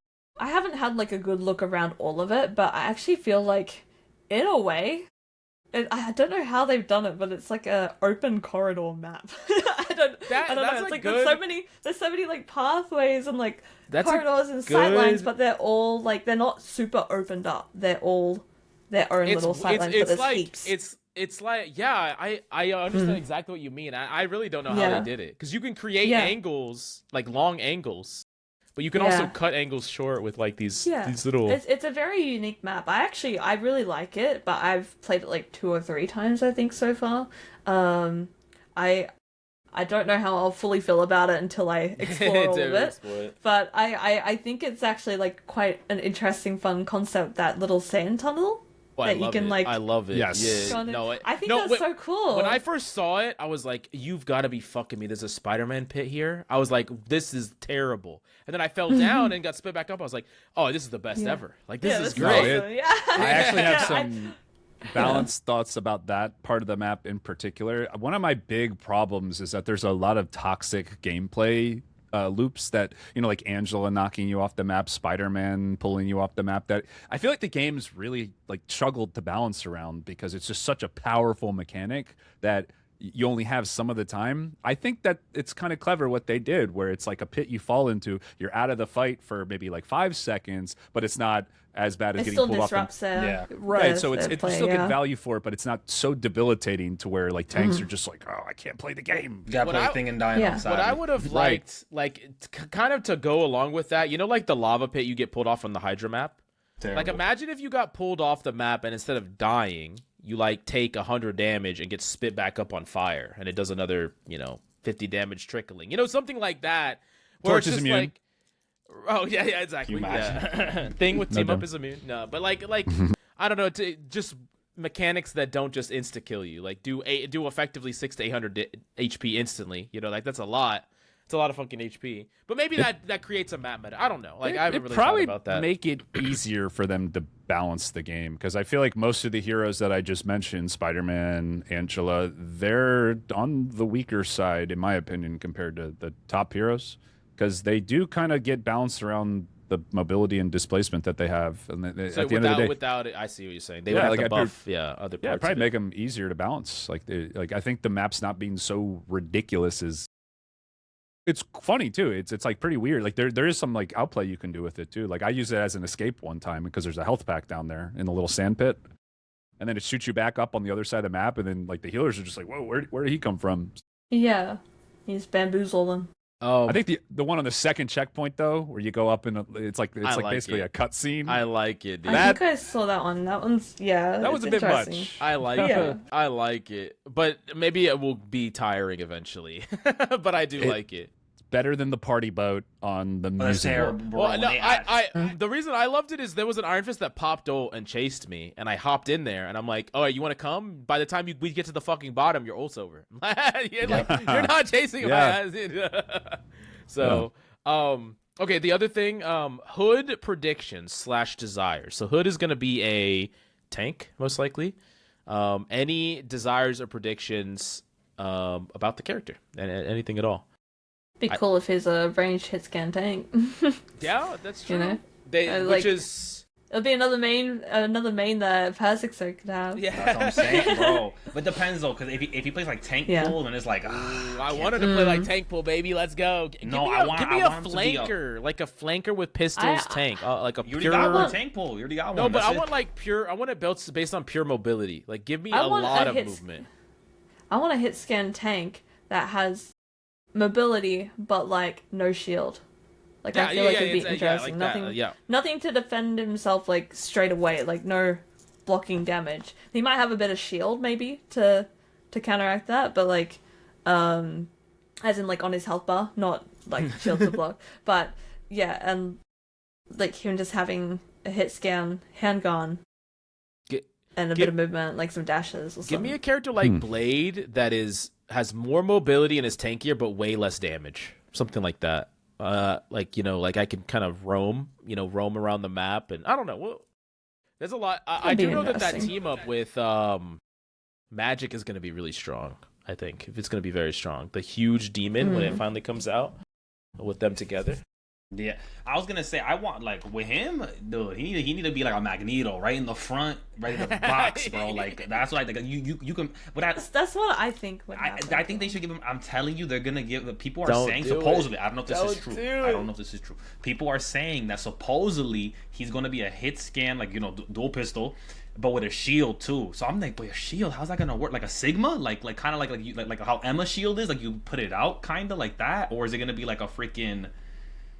I don't even know I'm looking at it and I can't picture putting up a shield. I hate shields. I love shields. I love it. I know you do. I hate them. I love shields. I am so I know I'm a over Widow shields. main, but like I actually do really like playing against and with shields. So. That's what I'm saying. It's peak. It's because I like as a Widow main, you're always trying to look for that off angle, and like. You can still get around it. People are always like, oh, shields counter Widow, and Groot counters Widow because of his walls. But bro, you have a sprint jump. You can go get a different angle. Yeah, if you're standing there's straight down so many ways to like counter that yourself. You don't have to. Taking angles. This is as someone that coaches a lot of players. Taking angles is not something that people really do until like mid diamond plus. Yeah. Which means like less than, 30% of the player base, maybe less than 20% of the player base do it. They sit main and they shoot frontline because it's easy. Yeah, but it's terrible too. Like no, I know it's terrible. I'm just saying, but like as a new player, it's like, oh, I'm Punisher. You can kind of switch your brain off and just sit there and still feel like you're getting value because you're getting the like hit markers and you can hear them. Too, and then they'll just farm the Groot, and then his health bar isn't even moving because like you hit him and then. Like, I'm doing so much damage. I'm doing so much damage, but it's like two final hits. You're not securing those kills. You need to secure the kills to make sure the enemy team is down one, because a 5v6 is way easier to win than a 6v6. Like, yeah, I feel like once you get the 5v6, that's when you kind of just farm your damage because it's like they just won't be able to keep up. You literally just hold W. Right. Well, this was a question I forgot to ask you, Zaza, but I wonder, are you gonna play in any tournaments in the future? I look, as long as I'm invited to them, yeah, for sure. I will be honest, I haven't had a lot of invites since everything. I don't blame people for not inviting me. Like it would make a lot of noise to see me in a tournament. I think it's probably good. That's my opinion. I don't know. I don't know what I love Persixo tournaments, thinks. and one incident out of the like thousands of tournaments I've played is not going to change my love for a tournament. Even though it was quite a big like kind of outburst, I guess. But I still have a very competitive nature. I love competitive games. I always want to win.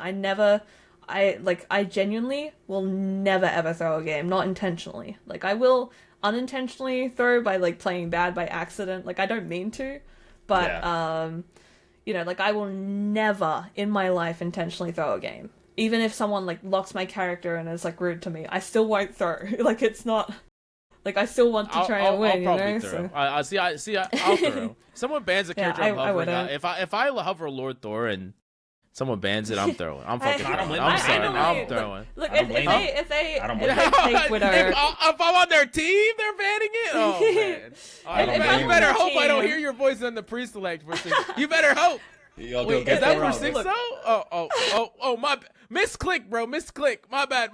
Oh, no, don't do that. The 20% hit. Oh man, sorry, bro. Oh, we all losing. We all losing. Oh, I know. Yeah. No, I'm just kidding. I mean, like me personally, my mindset when that happens is just okay. Well, I'll lock Hella and I'll try and carry them, so I can say I carried them at the end. Like so I can say I played well, and like I mean, I don't ever tell people that even if I do play really well and like carry them to the win after they've like done that to me. Like I don't even say that. Like I just kind of I can sit with the satisfaction of looking at my stats, knowing I got the most finals, I got MVP, I had a good amount of damage, and I got my value, and I have little deaths, and they've got like 20. So I'm like, yeah, I'm cool. Dude, I'm chilling. That's why you're gonna love playing with me. I'm gonna let them know for you. Don't you worry about that. I lost a game today with someone on my team, and at the very end screen they said, every game I play with Captain Coach and Coach Mills, I lose. I was like, what the fuck? And then I play against them, and we win against them. And they type at the end, they're like, why did you throw last game and try this game? And I was like, I was like, what are you talking about? Oh, God. No, you guys want to hear something funny? So Mills and I duo a lot. My sub sound for YouTube memberships is basically someone saying, if he finds Coach Mills in real life, it's quote over for him. No, someone said that for me. They literally said that if they find me in real life, it's over. It's over for you. What did you do? He went Spider-Man. Oh God! You went Spider-Man. I remember that game. I did. I okay, yeah. People are too serious, bro. Dude, we both started laughing like it was funny as fuck. Because it was so just out of nowhere. Like he was typing. He was typing. Yeah, he's just like, man, I was whatever. He was going for you because usually they go for me. He was going for you. He's like, whatever. I get Coach Mills on my team. It's over. It's so funny. But yeah, I just wanted to extend on my like answer to the last question. Is I'm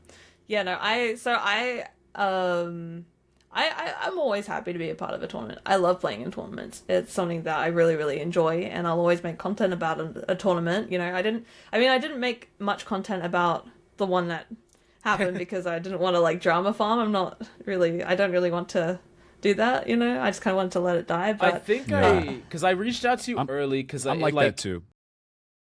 Like, there's content on me. because I did reach out to you like when the whole situation started. I did reach out to you because I feel like with a lot of those situations, you kind of gotta get out in front of it. Like if you have a different opinion than the public, if you don't respond, then that's the truth. Like whatever opinion that they've made up, that's the truth. Because I think I didn't want to like put anything else out there because the damage control that was already done by other people was kind of like not it made it great. Worse. And, and so like I didn't really. Right. I kind of was just like, I don't really want to do my own damage control. I'll just like. I guess that's fair write out when an apology like and like a million people did damage go. control and made it all way worse. I think, and I just didn't want to put my own out, but yeah. I think in that same vein, kind of with what Mills is saying, what I've learned is, and why I've been so grateful for this podcast, is people don't necessarily even need to like they don't even care what you have to say so much. Just the fact that you're there and like they see you and how you're behaving. Like they almost just kind of want like a signal that like, okay, this person is, because if you're able to just kind of like come and talk about something calmly and give your opinions, and I don't think a lot of people are going to have some crazy view on you. Like, I mean, it's a lot more harder about just presenting yourself at all. It's a lot harder to demonize you when they understand you're just a person. Like you're not some crazy like, you know, you're just a person. You have pop-its, you have, you know, you play games with your dad. Like you're just a person. Like just you know, like, I'm just like anyone else. I just choose to put myself on the camera and out there to the internet. That's the only difference. I mean, I'm kind of an unk. I'm 29 at this point. I got 2 kids and a wife. I'm literally an unk. Captain Coach is like 40. And then Persixo 40, 50. I don't know how old you are, but I think young. of you as really old because you play Magneto. I'm 20. I'm 21. I'm 24. I'm 24. You're 24. I'm 21 and I turned 22 this year. And that's the thing that I'm crazy about, because like when I first came on, like started doing content, I think I was 24, 23 when I first started doing content, and like I got some negativity. Wait, can I just say quickly? You were doing Overwatch content like early in Overwatch, right? Yeah. Yeah.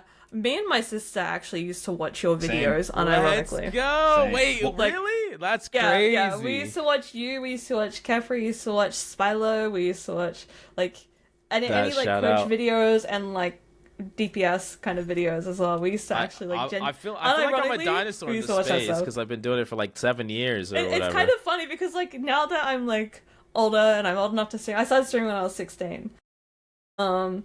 Yeah, no, I like now that I'm older and I've grown a bit more as a streamer and like, you know, I do this full time now. I'm like, oh wait, these guys are all just people too who also stream.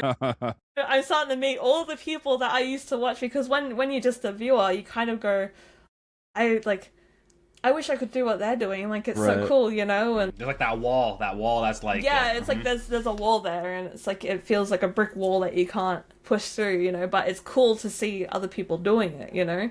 And then it kind of makes you want to do it too. And then like now that I've grown as a creator, I'm like I can go back to my sister and be like, yeah, I actually did this with like Coach Mills today. I like did a podcast with him today. Like, that's awesome. You know, she'll be like, oh, I remember watching his videos. Like, yeah, yeah, like genuinely. That's actually wild, man. Now I'm feeling really old. Holy shit. Sorry to it's okay. No, that's okay. But what I was gonna say is like you always get some amount of hate on the internet no matter what when you're making a lot of content, but not. I could not imagine being. Like, I remember even just getting a little bit of hate bothered me back when I first started, back when I was like 22, 23. Yeah. Getting a lot of hate as young as you are, I just, like, I feel like I wish people would just understand, like, just a person. You know, like, at the end of like, just I'm just people a are person. just, you know, that's it. Like, yeah. And it can kind of feel like the end of the world sometimes. Like, I will be honest, yes, I was, like, very, very overwhelmed when everything did actually happened, because I never wanted drama. I just wanted to be friends with everyone and make some content, you know, and play some Widow. Yeah, I just wanted to play Widow and be friends with everyone and make content, you know? Every fucking Spider-Man one trick can just throw every ranked game they're in, but it's just like so expected of them that like none of them get ever any trouble for it. I'm not gonna lie. Yeah. It's actually. But yeah, no, it's like I don't know.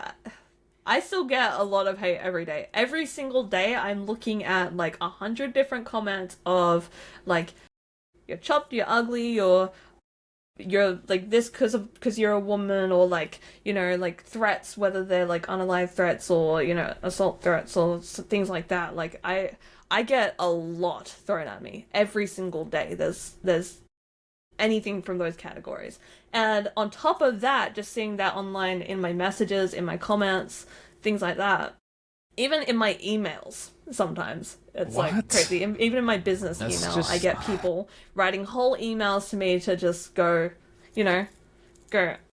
That's not even performative. You know? That's just like mental illness. Like that's like I've had one person send me an apology email because I banned them from my TikTok. I blocked them from my TikTok, and they were like, "I realize I've been like such a dick," and like I won't say their name because, you know, they're just a random viewer, but they were like, I realize I've been like this, and I'm really, really sorry. I don't think anyone deserves that sort of hate. And like, you know, like I've had one apology through my email like that.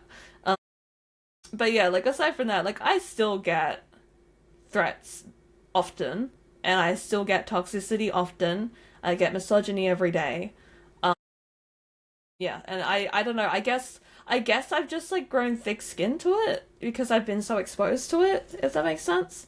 Like, it's not necessarily a good thing, but I kind of need to have that thick skin if I want to do what I want to do, you know? So I don't really like let it bother me, and I do a lot like away from stream. Like I work out every day, I eat healthy, I put in the effort in my IRL life to make sure that I'm feeling good about myself. And, you know, people can't affect that, so. Yeah, no, I'm right there with you, same. I mean, on behalf of the community, I mean, just from watching, like, your streams and just everything, like you've said today, I think the Marvel Rivals community is honestly lucky to have someone like you. Like truthfully. Thank you, that's very sweet. Because Thank you. I go through some of that stuff, too, and it sucks. Like, and it's probably not even half of what you face, and it's just not every single game. There's like there's always someone like Kingsman was right, or like, you know, like I got Zazzastack on my team, it was GG's anyway, or like, you know, things like that. Just little comments, like little jabs. Like that's every single game. There's something. I actually on Sunday, which was you guys' Saturday, I did a collaboration stream with DJ Swang and Zatex. Zatex is a hit scan player for YWL. I saw him pick DJ's Widow in another Pro. Widow player. Yeah, he was the one who picked Widow in Pro Play before her rework. And so he did a VOD review and some coaching for me and DJ.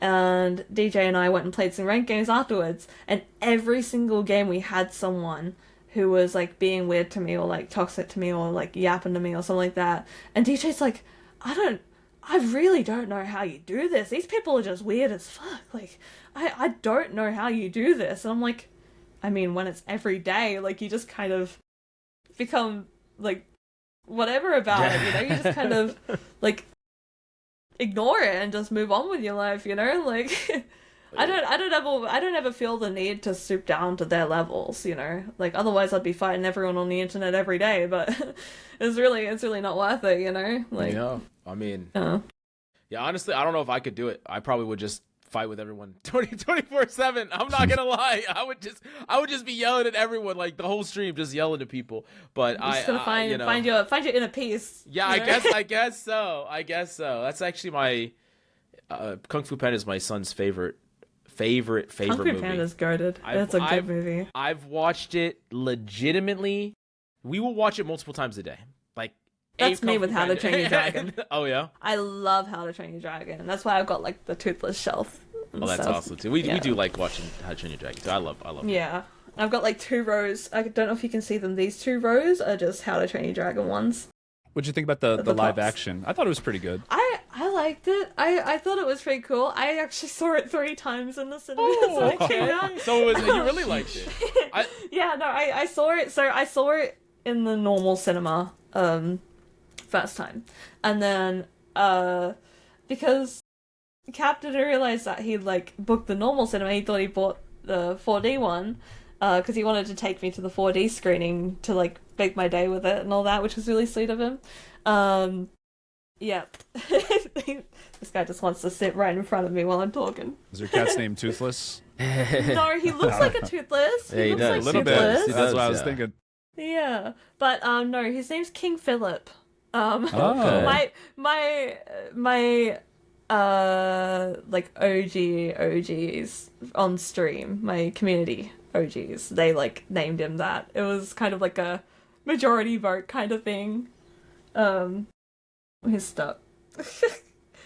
But yeah, no, it's kind of like a majority vote kind of thing, and it just kind of stuck, I guess. We were just having like jokes about it, and it just kind of like stuck that we were just calling King Philip, so yeah. But yeah, no, my boyfriend, he booked the normal cinema, thought he booked the 4D cinema, and then, you know, we went and saw the normal one, and then he's like, okay, I'll book it in 4D so you can go see it in 4D, because I want to take you to the 4D cinema anyway, because I know you love How to Train Your Dragon. And so he booked the 4D cinema, the big one in Sydney that they have. It's like with air and splashy water and everything, like stuff like that. It's yeah, like moving with chair. the water and like the air and the moving chair and stuff like that. It was really cool. Wow. Like think of, you know, the test drive scene where they fly Toothless for the first time, where Hiccup flies Toothless for the first time. That one was like so cool to experience. Because it moves really the chair, cool. right? It was and like awesome. air. Yeah, and like it like, you know, you've got like the orchestra music playing at like full blast, and you've got like the perspective of like flying on Toothless in the movie, and like it's so cool. That's actually something dope. I'm like, yeah, no, that was like a very, like, one of my favorite experiences with it. But yeah, so we watched it in 4D together, and then my sisters were like, hold on, we want to watch it with you guys too. So we booked it in 4D again. I went and visited my sisters and went and watched it with them. That's awesome, though. Sorry. Shared Yeah. experiences like that is sick. I just yeah. like how that movie is very similar to very, very similar to the cartoon one. Like, they didn't Really? completely. You just like that? No, I know, I like it. I like that it's. Oh, you do similar. like it. Yeah. Because I don't like it when they completely change up the story. I forgot there's another one that did completely change up the story, and it wasn't that popular. People didn't like it. I forgot what it was. There are a few actually that are like that, where they've like changed it. There are a few that like have deviated from the main story, but I think that was definitely one of my favorite things. I mean, the director was the same director. Yeah, and they got the same live action animation. They got Gerard Butler, the same guy. Yeah, I love. Yeah, that. exactly. That was cool. I love that too. He's one of my favorite. I thought that was awesome. I actually love. He was really good as Stoik. Yeah, I don't think I've seen a bad one. It's funny that you say that, because with my family, we all got the movie The Incredibles one Easter just as like a gift. We ended up watching that movie in our home 3 times in one day. We were just like upset. We loved it. It's so Incredibles for like my family. That's like all of our favorites. Like my dad. Legitimately the best speedster that's ever been on television. Oh, like, for not even sure. Close. For best sure. written speedster. Best Dash. Dash. Mm-hmm. Well, because like, I mean, I watched a big ass long YouTube video about it, but it's like really hard to write speedsters because I theoretically should have no problems with anything. Like, if you make them too fast, like you make them like how they do. They're gonna have some sort of weakness. Yeah, like like the was it Quicksilver? No, yeah, Time in a Bottle. You know, he's like running around in slow motion. It's like, if you're that fast, then like. You should never have any ops. Yeah, and like the Flash show, like they always have to constantly like make him lose to like dumb shit, because otherwise he'll never lose. You're spinning because there was a scene where a dude on a motorcycle, like he hit him and then he knocked and then he went on a motorcycle and then the motorcycle's outpacing him. I'm like, what do you mean? How's a dude on a motorcycle outpacing you, bro? Nah. Yeah, and then like the whole thing about like his biggest op is Captain Cold, which has like a cold gun. It's like, motherfucker, you can run. Just speed with this one. Yeah, like, what are we talking? Like, but that's the thing is like, speedsters should not ever be that fast, in my opinion. Or if you write a story about them, you can't make a traditional op their problem. Like, it has to be a deeper problem than that. Like I don't know, like a problem with self or something, like an internal conflict. I don't know what it is. But anyways, I love The Incredibles. It's amazing, and they're working on the 3rd movie right now. There. Let's go. But they're not time skipping, which some people don't like. But yeah, they're not going to do any big time skip on that movie. But one thing I wanted to kind of close things out or wrap things up a little bit. I want to ask about what changes, if any, would you make for next season besides the Widow, bringing Widow back. I know you want that, but like besides that, I was thinking that. Besides that, what changes? This could be buffs. This could be nerfs. This could be changes to ranked. This could be whatever you want it to be. No double bans. I don't care. What changes do you want to see in 9.5? Did you want to go first? No, you got it first. You got it first. Yeah, no, look, personally, I always want to see Black Cat nerfed. I am never a fan of her. I hate her as much as I hated Sombra in Overwatch. And I was a very strong Sombra hater. But yeah, no, like I want to at least be able to deal some sort of damage to her while she's in her iframe state. I feel like if her fully like full res colored like figure kind of like comes at me like that, you kind of expect to be able to hit it. Like she doesn't look any different in her iframes, so you kind of like feel like that's where I've got to aim. But then you have to quickly remember, oh, that's right, she goes back to her spot, and then I can shoot her. Like, I, like, at least differentiate the color or something like that, or make it so that you can do something to her in that state.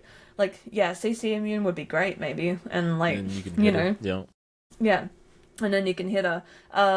Widow, I think, I'm pretty convinced Widow will get some sort of damage nerf, just a little bit, unless they're planning on power creeping everybody else again, which I feel like would be a little overboard.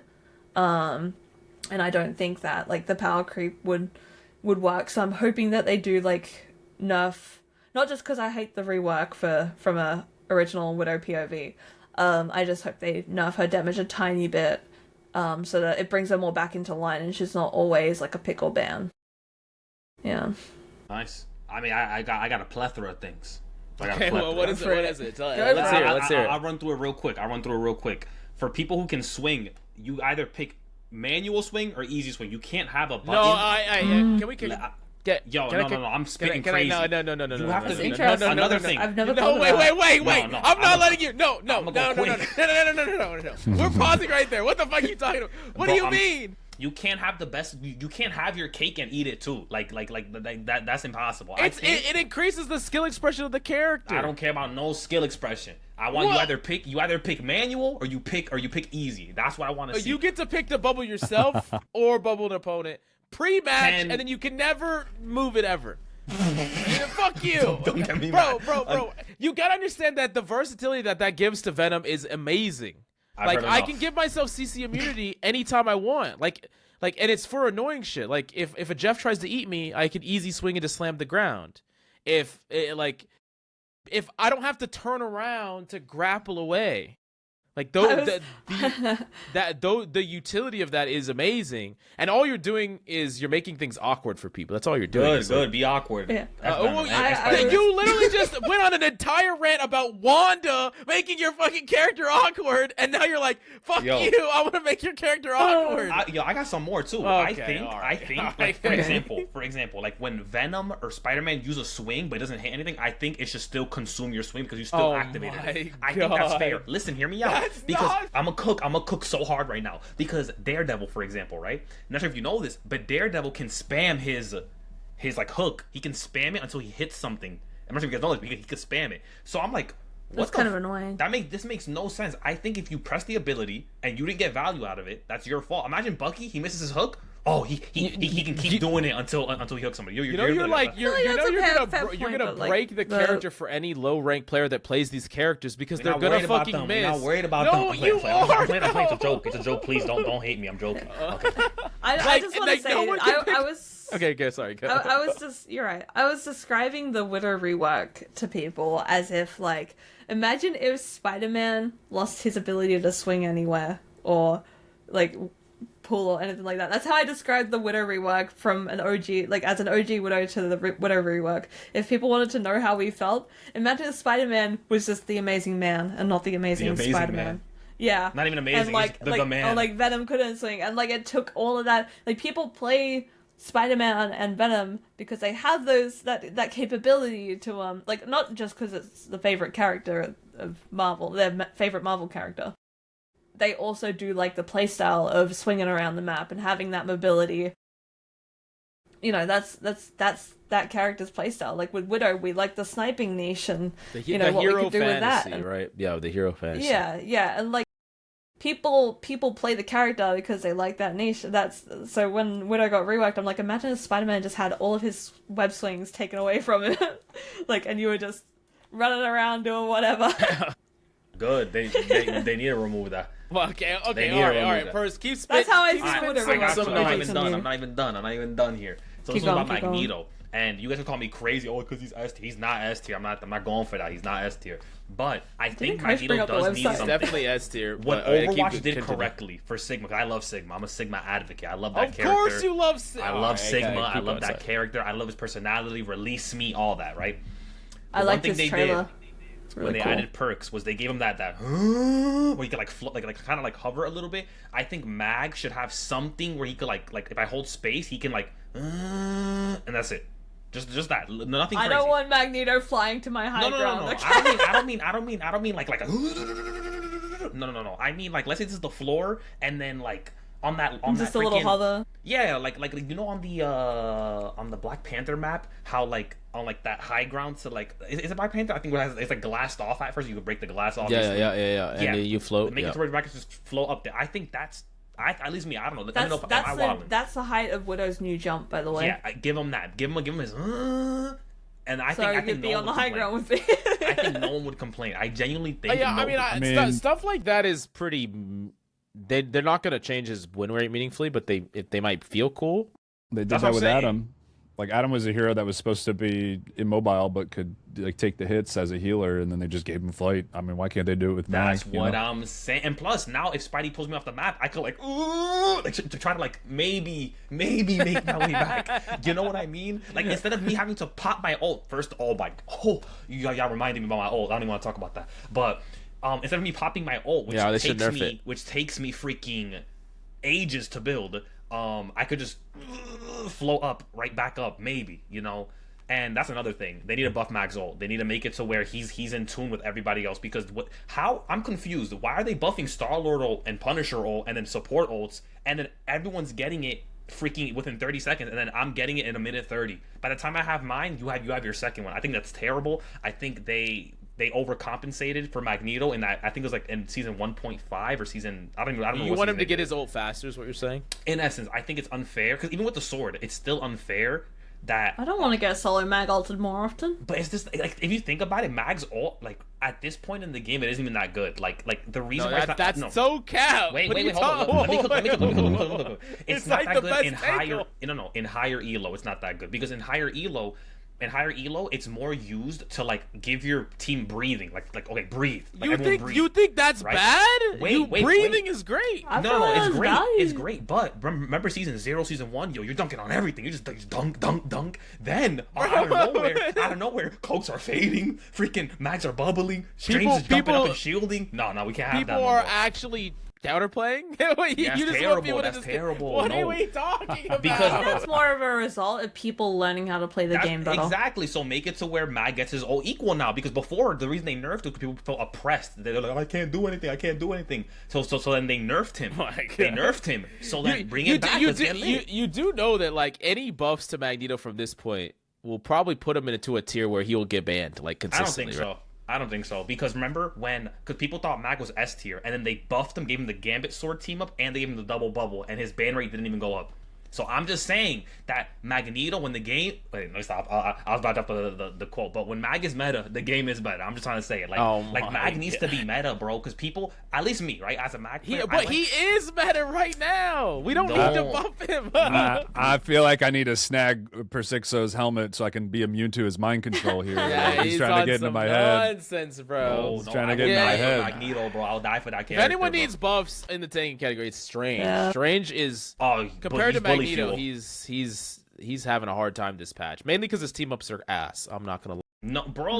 My whole community thinks I'm secretly a Strange main just because I play Portal fights really well. Let's somehow. Go. I don't know how I do it, but I just Portal fight and like I know where to put my portal. I know what to shield. I know how to play Strange in a Portal fight, and everyone's like, Zaza, we know you secretly practice Strange on an alt account or stream. Like, we know you do that. I'm like, I don't. I haven't touched this character except for Portal fights. Sometimes you get enough practice. Like, you know, over time, you learn the character. It's just Portal fights. Yeah. That's it. That's now, all speaking I've of Portal fights, though, why are people, like, in the big 2026 still putting it in the air and, like, looking down? Like, that's terrible. Like, it's terrible. Dude. The only time I ever asked people to do that was when I had Old Widow ult, because then I could plasma burst on top of the whole team. Yeah. But that's just bad because you drop down, like, into nakedness. Like, you're literally dropping to your death. To explain it to people that are listening in, to give you some general tips about how to portal well, you need to think about what is being covered, what line of sight is being covered, because your portal is literally a shield that you can use to block enemy fire. You need to think about where your teammates are hopping out of. You don't want them to hop out straight into fire. You want them to be able to use the portal as cover. And you also need to think about where they're going to go after they're out of the portal. So you need to think about, is there a place, like if you can face it away from the enemy team into like a cubby, so your supports can hop out, go to the cubby, and then play from the cubby, play from a piece of cover. That's really what you want. Like, all three things is possible. Now, sometimes you have, you know, a millisecond. You just need to fucking get on the point. You know, you can't perfectly do it, but you know, if people keep doing these dumb portals that just, like, get you killed instantly, like, there's a lot of them that are out there, and everyone should know how to play Strange. I'm going to say this. Every single player, I don't care who you main, if you don't know how to play Strange, you're throwing. Because you don't know when you need a portal. If you're the first one dead, and that's the only way to touch the point, you got a portal. Everyone has to know how to do it. At least learn how to put a portal down so that you can do it in an overtime fight. Even if you play Strange badly, at least learn how to put that portal down. I mean, ideally, you play... Because what happens a lot is people will swap, they'll have 50% ultimate, then you end up holding for a bit. You still want to be able to maybe clutch, right? Like, you're trying to win the fight, right? You want to know how to hit your ultimate. He built it fast. Right, so, like, if you know how to play Strange, if you know how to hit your ultimates, like, you're going to win more games just because of that. And so many people just refuse to learn it. And I'm going to crash out if a DPS walks out of spawn and doesn't fucking portal. I'm going to lose my shit. Terrible. It's actually terrible. Like, I have my ult. We're going to lose the game. What are you saving your ult for? It's bad. No, especially when it's bad. a dumb fucking ult. Like, I swear, like, something... I've definitely... sorry, you go. I was going to say, one of the biggest buffs you could give to Doctor Strange is actually nerf his portal to where if you swap to him, it's a 30-second cooldown. That would actually be a buff to the hero, even though it's a direct nerf to him, because no one else would be able to use it. It would only be for if you start Strange and are on him for the entire game. So it's not universal? Yeah, so you'd have access to portal if you pick him. That would actually like make him so much easier to balance. It would make portal worse though, because you have to the utility of portal worse. Lower the cooldown to compensate. I'm just saying that you would have to be dead. Like, you would always have to be the first dead in a fight, is what I'm saying. You know what I'm saying? Like, right now, the portal can be anybody. Other teams wouldn't have access to it, so his win rate would just skyrocket. That is true. Yeah. I mean, even if it's... I guess you'd have to play to die. Because I'm trying to think of, like, how relevant would that often come up. If you play to die, it could be really relevant. Yeah, because playing Strange, I'm going to be honest, sometimes you're actually nerfing your team playing Strange. You don't have to die. You just got to be good at Strange. You can portal anywhere you want, to anywhere you want. Think about it. Like, I play with this. Oh, you're saying, like, portaling your team back to point? Yeah, just you can put the portal anywhere on the map. Anywhere. Like, it doesn't have to be right in front of you. I know a lot of people, you can unlock it. And right. You could go off to the side. Oh, we're about to lose. Right now, or it's kind of like died. It's like a universal cooldown that anyone on your team can use. But then you're saying you just bind it to just Strange. Yeah. And then, it would actually make him such a cooler hero if they actually. And then when one person absolutely stuffs it up, you can potentially have a chance to get the portal up again. What do you mean? Like when someone, you know how some people just kind of do it and then they cancel it on accident. Oh, yeah. Something like that. Yeah. I'm still on the fence about, because we've talked about this before. I'm on the fence about Strange portal being healthy or unhealthy for the game. Because, like, on one hand, it can be really annoying and toxic. People just coming back, ulting through portal, delaying fights a million times. But I also do like the aspect about it where it's like you can come back. It's a comeback mechanic, right? And, like, comeback mechanics in games are often really good. When a game can still be won, even when you're behind for most of it, I mean, those wins feel really good. They do feel really good. To me, just having a 2.5 minute cooldown on that people will just swap to a hero for is just bad design. Like I get the idea that it's I think it's cool, but there's other ways that you could go about because it's like, okay, that means Venom gets less value because Venoms will swing to point to get back quicker. That means Spider-Man gets less value. But so also, a lot of heroes, characters that can cancel the portal give more value, like Strange and Hulk and Rogue and Luna Freeze. Or that wouldn't go away though. That wouldn't go away. I think there's enough counterplay in the game right now to try and cancel that portal if you're like aware enough of it starting. I think there's enough people in the game who can actually go and like stop it or do something about it, you know. But you just have to like be aware of like when they switch to Strange, you know. You just have to keep checking your tab in that final fight, you know. I think I'm mostly pissed that like you should be at a huge disadvantage when you portal back to point because the opponents should have every bit of the space. They can position anywhere they want with any bit of cover. They have all the space in the world. But like 99% of the time, what are people doing? They're AFKing on point. They just die instantly when the portal pops out. And they don't try and hold that space. Yeah, and it's like the healing from the spawn door that's such an unfair advantage. You could fix that. We could start there. How about we make the portal open for half the time? You got to get out. You got to get the fuck out right away. 10 seconds out of 20. 10 instead of 20. Yeah. Like it doesn't stay open. So like people have to jump the fuck out of it. It's open, you jump the fuck out of it, right? Like I think it should be open like as long as it takes for someone to revive plus 1 second on top of that. And then, I think maybe you can't jump back through it. Once you jump through, like you can't jump back through because like some that's people, another interesting idea. In some fights, and you're like locked like for me fight. as Mag, I'll jump out, I'll get burned, I'll put up my shield, jump back in, get the spawn health, and then come right back and then just rinse and repeat. I mean, what shouldn't happen is when I pop it on Strange, I jump out and die, and then I get to respawn and then jump out again. Like that should never happen. It's because you know why that happens, and like sometimes it doesn't because the overtime mechanic. When it's an overtime, I think your cooldown, I think the respawn is like almost like 18 seconds when it's overtime. But when it's like normal play, it's I think 12. So theoretically, you can go out, get burned, and jump out again, which is insane. Yeah, that's insane.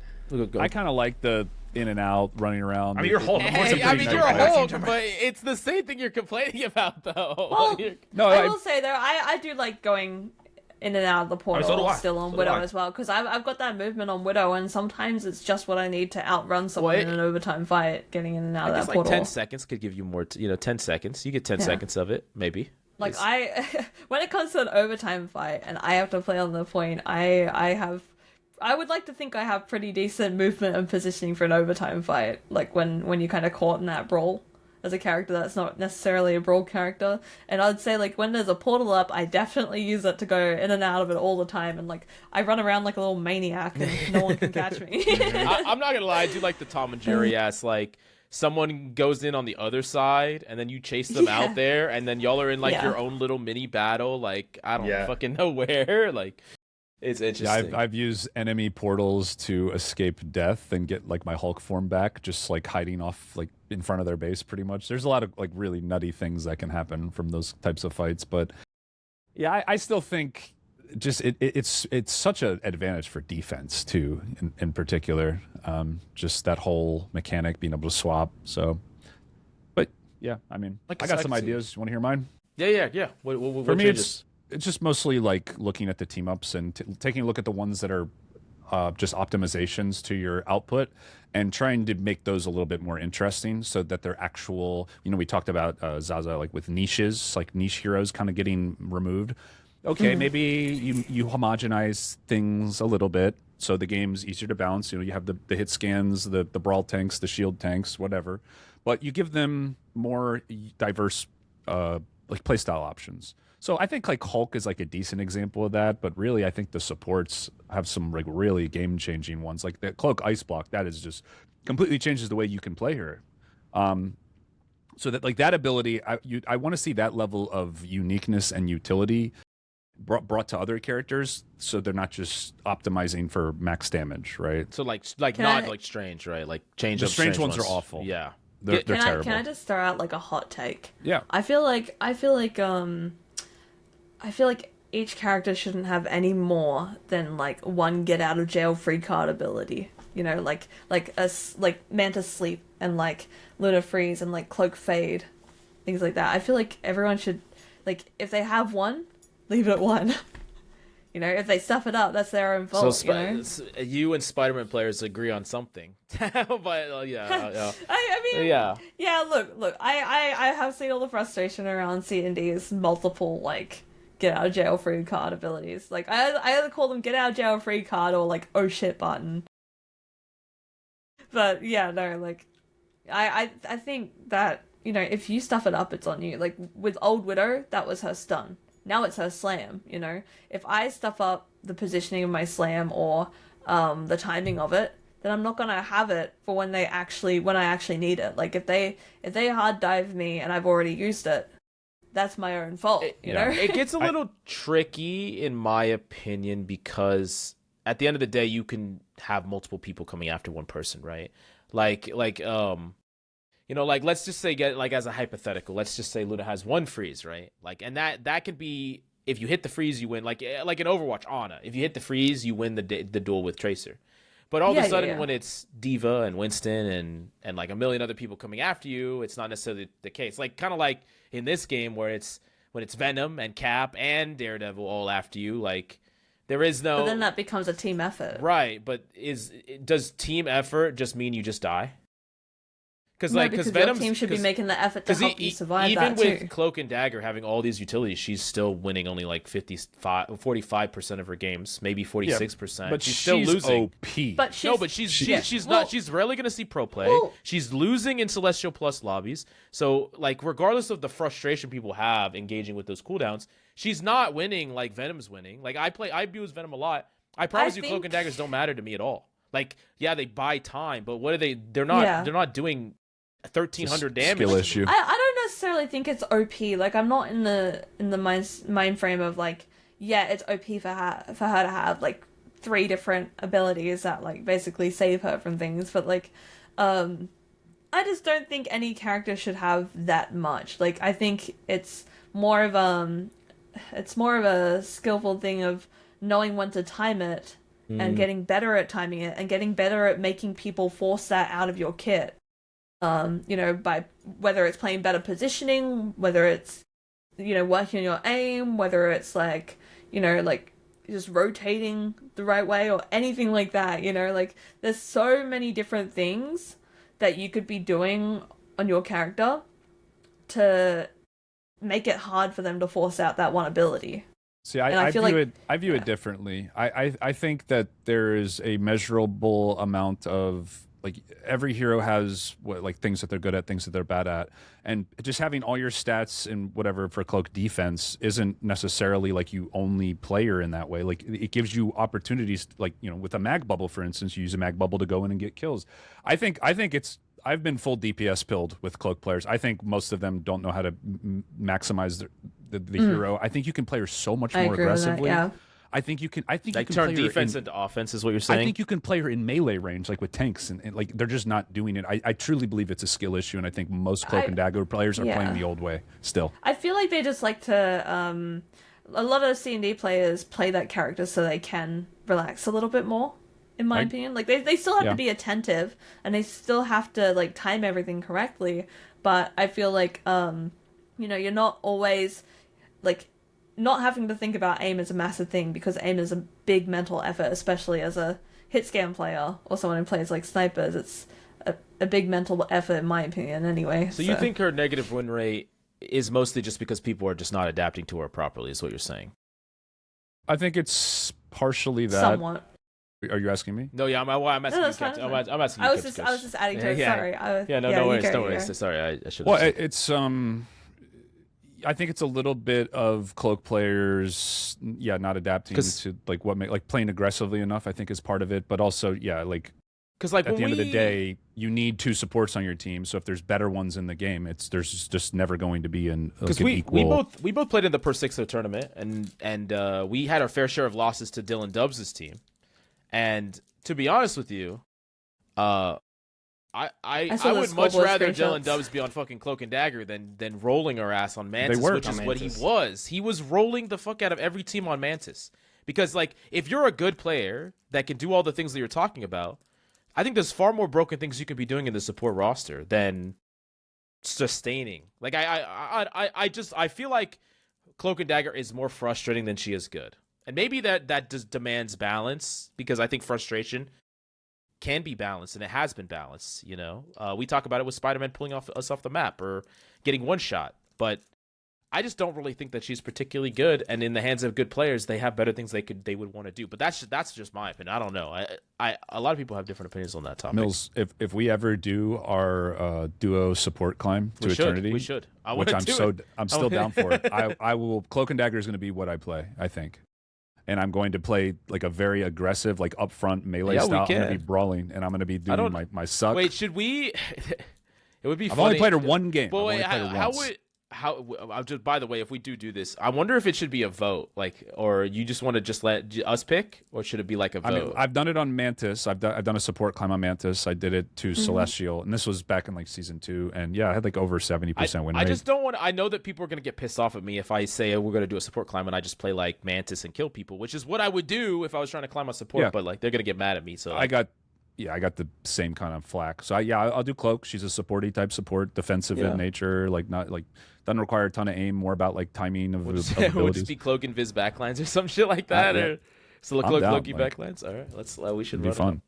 We have this thing where we anytime a community, like the community flames us for anything, we want to prove them wrong. So that's why I did the hit scan or the poke slap to eternity, because I was just like, I feel that too, but I know I couldn't really like stick to it unless it was like a dedicated challenge that I'm like doing on a fresh account. You know, like I'd have to like make myself. I was about to say, Magic to Celestial or something like that. That would be good. Some people have asked me to do that. Some would people be crazy. Some people are like Zaza. So when are you learning Magic? I would 1,000%. When you taking Magic to eternity, it would be and I'm like, I don't know if I will. That would be so. I have thought about a DPS Luna or a Doctor Strange arc, because my chat thinks I'm secretly a Doctor Strange main, so I feel like that would be a fun one to do. Or DPS Luna, a lot of people want to see my aim translate to support, and they think Luna's like the best one for that, so a lot of people have asked for that too. You would actually fry. Yeah.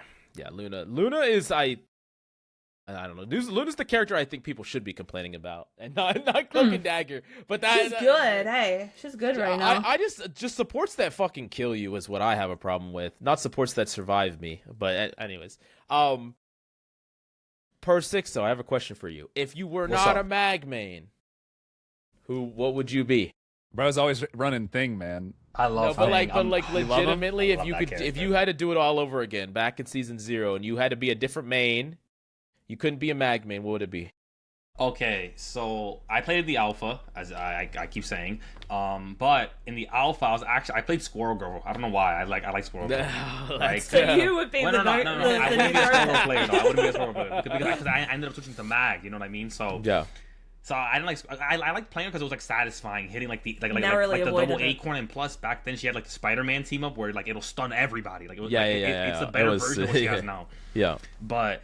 I think genuinely, like season 0, I would probably be a Namor main. I would probably main Namor on some like genuinely like I love Namor. It's so random, dude, bro. You love playing the no having fun, like the bodyguards of the game. Like bro, like you like to just say like fuck you, Spider-Man, fuck you, like and I like hate no Spider-Man. Exactly. Yo, like people don't know. I'm actually a Lord Namor. Dudes don't know this. I actually what the fuck? Yeah. You should have whipped it out in the tournament, bro. But the issue is, it was because in the beginning of the season, because remember I was like half Magneto, half Namor. So when I played DPS, I played Namor. So I had 19 hours on Namor for like 7 seasons straight. So I never got the Lord yet. I never got it. Then one day I check my thing. I'm like, wait, I have Lord Namor. So I didn't play Namor for like since like 8 seasons straight. I didn't play Namor. So then I was like, oh, I'm a Lord Namor. But I just like his playstyle, at least back then. Like when he had the ice squid, the gamma squid is whatever, but the ice squid, that squid was I'm telling you, you need more squids, like all kinds, flaming squid. Fucking. He should be able to look. Listen. He's on the enhanced version. He does a squid. He does this where he throws out 4 squids, like 4 squids, and one heals. One's the undead one, one's the ice, and one's the gamma. And make it to where his bubble heals him. Make it to where his bubble heals him. Let's go.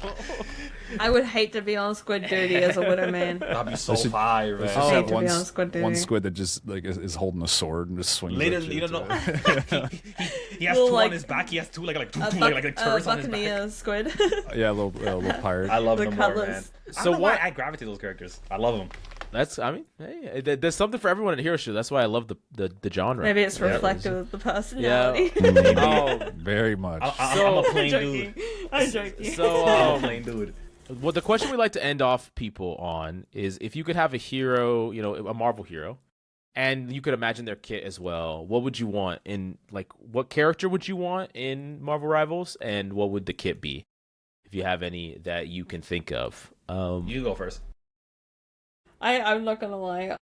Literally, my two favorite Marvel characters are in the game, and okay. I'm pretty happy with them. I mean, it's Black Widow and Hela. They've both always been my favorite. I don't read the comics. I haven't read the comics, so I don't have a big knowledge of anything outside of Marvel Rivals, and I've only watched a couple of Marvel movies, and I've been watching more since I started playing the game, because my boyfriend's like, hey, you gotta watch them if you gotta play the game, you gotta know about it. You gotta watch, yeah. Yeah, so I've been slowly making my knowledge of Marvel characters bigger, but Black Widow and Hela have always just been so badass to me, and I'm like, oh yeah, they're so cool, I want to play them. I wish I could they look so cool, and Hela in for example Thor Ragnarok, I really enjoyed that movie. I thought that was super cool. She is. I loved Hela's performance in that. She was dope. Really, she was so good in that movie, and I was like, oh, imagine if I used to say this to my sister, imagine if there was a game where we could play her like that, and now I can actually play her as she was presented in the movie, and I feel like her whole kit is very well resemblant of how she appeared in that movie as well. Even though, and Black Widow, even though she was a sniper, I still really liked her character before Rivals. I still liked watching her. She was my favorite Avenger always. She's one of the only ones that can calm down the Hulk. Yeah. Exactly. No, she was always just I guess I just kind of like that they're badass, but they're also kind of mysterious in a way, and then they also just are good at everything in their own way, It's a little weird because so I've been rewatching. I told Chad I was rewatching, or I said on the last pod I'm watching X-Men with my daughter, my wife, my daughter. So we watched X-Men 1, and I was watching it back, and I'm like, fucking Jean. I saw that and I was like, it was like a surreal moment for a second. I was like, I play as these characters, and some of these I fucking hate. My perception of the characters are different now than they were when I watched this thing. And I'm like cheering on Wolverine, and I was like, Hugh Jackman, of course, is tall as hell, tall, dark, and handsome in the movie, but in the game, he's just this fucking rodent. And I think and it reflects his play style. But it's just interesting to me. It's but that's cool that you already have your two gay characters, but maybe there'll be more sniper type characters. There's a lot of sniper characters. I don't. A lot of people say Bullseye, but I don't. Like I said, I don't have that knowledge of extra people who would be snipers. I can't really think of anyone other than maybe Black Widow's sister.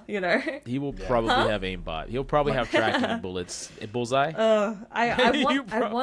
I really just want something to fill that hit scan sniper niche. If they're not going to fix Widow up, So not everyone's gonna understand this, but some people in chat, Bullseye and his primary is the Needler from Halo, where it has soft tracking. Wait, you're talking about like that purple? The purple gun. Yeah, and then enough add and explode. That would be so fucking cool. That's Sky from Paladins, if anybody knows. All my Paladins people, my bad. Dead game. No, I'm just kidding. I'm sorry. What character? What about you, Persixo? I got you, but real quick, you mentioned how you were watching the X-Men movies and yes, how you didn't have Wolverine. So I grew up loving X-Men. I could care about MCU. I'm gonna be honest, I don't watch any MCU movies. That's not me. I don't care. You don't? But comics none? and none. I don't. I think I watched the original Avengers. I think with my family. But I'm good. You gotta watch them. I was an X-Men guy. I love X-Men. I mean, I like X-Men too. Movie, you know the new Doomsday. I don't know if you saw the Doomsday trailer. I heard about it. My chat's telling me. It has the old X-Men characters in it. You have to. You gotta watch that. I might watch it because of that. You gotta watch it. I'm cool. I'm cool off the MCU, but I don't know. Maybe one day. That's what you do, bro. Okay. Maybe one day. But to your point, it was funny because I grew up loving the X-Men. For me, I loved Magneto. I loved Wolverine. Wolverine at some point in time was one of my favorite superheroes ever. I come to Marvel Rivals, I hate Wolverine. I can't even stand the thought of Wolverine. Like it actually altered my brain chemistry. I'm telling you, I used to be a little kid. I used to have a Wolverine little costume. Like I used to love Wolverine. I would not. I'm getting overexcited. Anyway, two characters that I would love in Marvel Rivals is Nightcrawler. That's my hecking GOAT. I think he should have been added to the game as one of the OG people. I know he's gonna be Dive, and I hate Dive. But I love Nightcrawler. He's gonna be so fucking cool, yo. Because he is. I'm not sure if you guys know his lore, but he's like he looks like demonic, right? But he's like a devout Catholic. Yeah, you know what I mean? Yeah. So I love that. Like how Daredevil too. They kind of do it in Marvel Rivals, but like they don't really lean into like his his religion. But I hope with Nightcrawler they lean into that because like that's like his whole character. Like everything he talks about is like scriptures and psalms and all that. So I would love that, but I hope they do it right. I hope they don't nerf my boy, man. And then secondly, I would say Colossus. But the issue is with Colossus is that would he be like a thing? Would he be like a Emma? You know what I mean? He kind of fits the niche of both. So I wonder how they're gonna do that. I don't even know his full powers besides just being big and metal. He's just a metal dude. He's just a metal dude. Like I mean, for me, I mean, you could go anywhere with that, I guess. Yeah, I don't even know. I want Colossus to be like kind of like a rogue thing type of archetype, or maybe or maybe just a full like tank in the like brawling too like thing. So. I would say Nightcrawler and Colossus because I'm adamant about the X-Men. I love the X-Men. Not Wolverine though. Not Wolverine. After what he did. Not Wolverine. What Captain Cook, I know you always give your responses, but what about for an X-Men? If you were going to add an X-Men. Well, you guys last week's episode, you guys were talking about how much you liked X-Men 97. So I've actually been watching that. Oh, you're watching it finally? Let's fucking go. It's so good, bro. It's so good. It's very entertaining. It's so good. I love it so much. Beast is pretty cool. Mm-hmm. I wondered if they would do something where he uses his science to maybe heal or be some kind of like hybrid.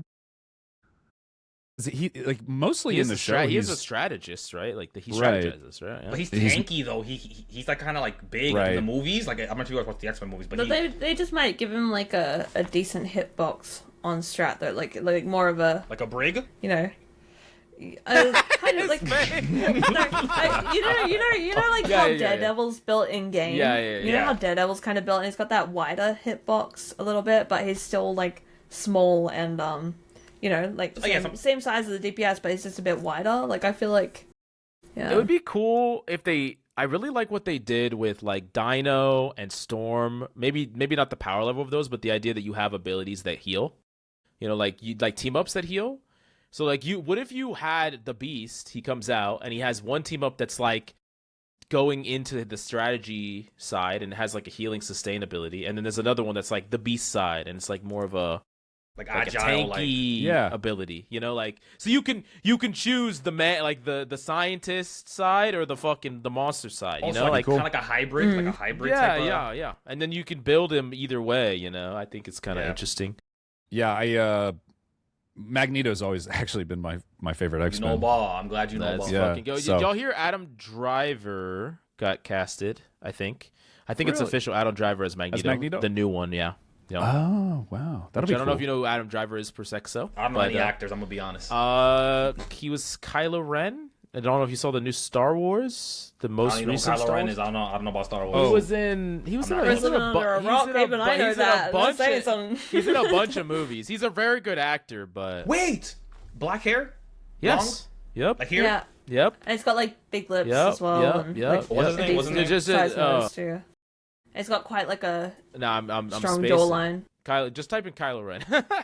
Yeah, type in Kylo Ren, it'll come up. That's when he was younger. Yeah, this guy, it's funny because when you said that name, like his face like flashed in my head, but I was like, nah, I'm tweaking. Yeah, this guy. Okay, I don't know how into Magic the Gathering you all are, but I've started playing a Hulk deck in that, and I really like it because I've always been a green-red player. So I played a Hulk deck, and I was playing against my friends yesterday. It was super fun. The new Magic set is sick. I know Emma Lyeth got into Magic actually recently because of the new Magic set. So, there's other casting news.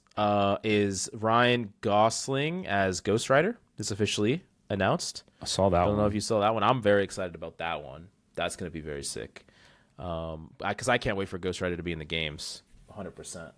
It's gonna be really sick. But the character that I really want in the game is I want Shang-Chi. I keep forgetting that I want him really bad. That's actually a good one. I know that one. Yeah. That's actually that would be cool. That would be really cool. You could probably make him a DPS or a strategist. You could probably do either. I kind of keep forgetting that he's Marvel, I'm not gonna lie. I kind of just think of him as like his own sort of movie, you know? Yeah. But yeah, no, I feel like it'd be very cool to see in game. I'd love to see that. Yeah. I random tangent. So like that movie reminds me heavily of a movie called Crouching Tiger, Hidden Dragon, which is like an old Chinese fighting movie back in the day. And I used to, as a little kid, I used to watch that movie, and I used to love watching that movie. And then fun fact, the other day I did a 23andMe test where you like find out your DNA.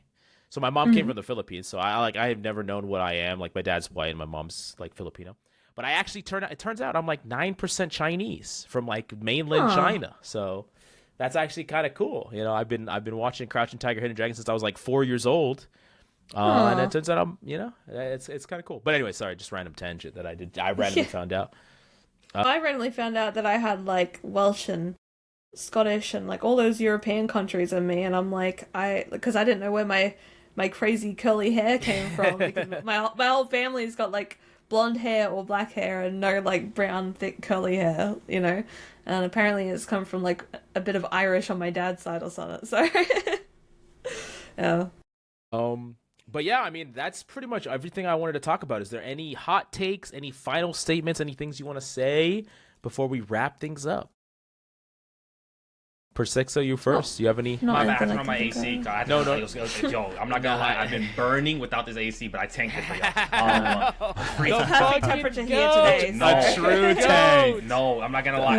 Like I'm not sure. Like, look at my skin now, and then look in the beginning of the video. Like, I'm glistening now. I'm trying to glisten.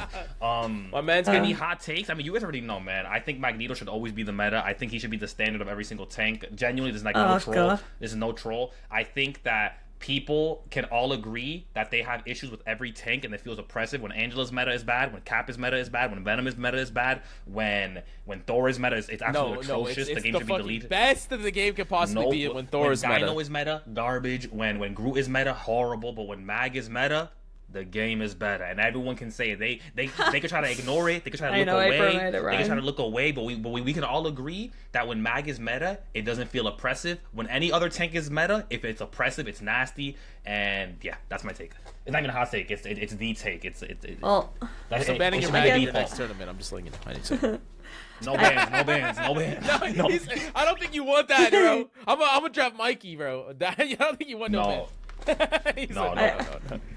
I guess my only hot take is that like if we aren't going to give Widow her sniper back, we need to fill that sniper niche, because I feel like that's a whole pool of players that are going to slowly become more and more disinterested without that sniper niche in the game. Mag.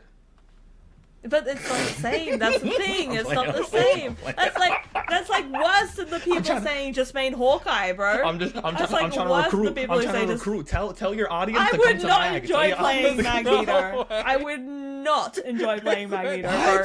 No. I'm sorry. I would not. I need like a squishy, lovable sniper character who is like a glass cannon. That's what I want. Like you can play Mag and like squint and like. No. I want to shoot people from across the map with my sniper in the head. He can't headshot though. That is true. I got one. They need to revert the hotfix for the alt charge for supports. Oh, that's your thing. I stand by that. I just do not think they had enough time to really be able to get an idea of the impact, and I thought that I spammed like 30 plus games the first night. It was probably the most fun of the day games I ever had. I think they should have just like given it a week at least before that hotfix. Yeah, I don't even feel like it was a week. It was like less than that. I was looking for Mag in the hotfix. My theory.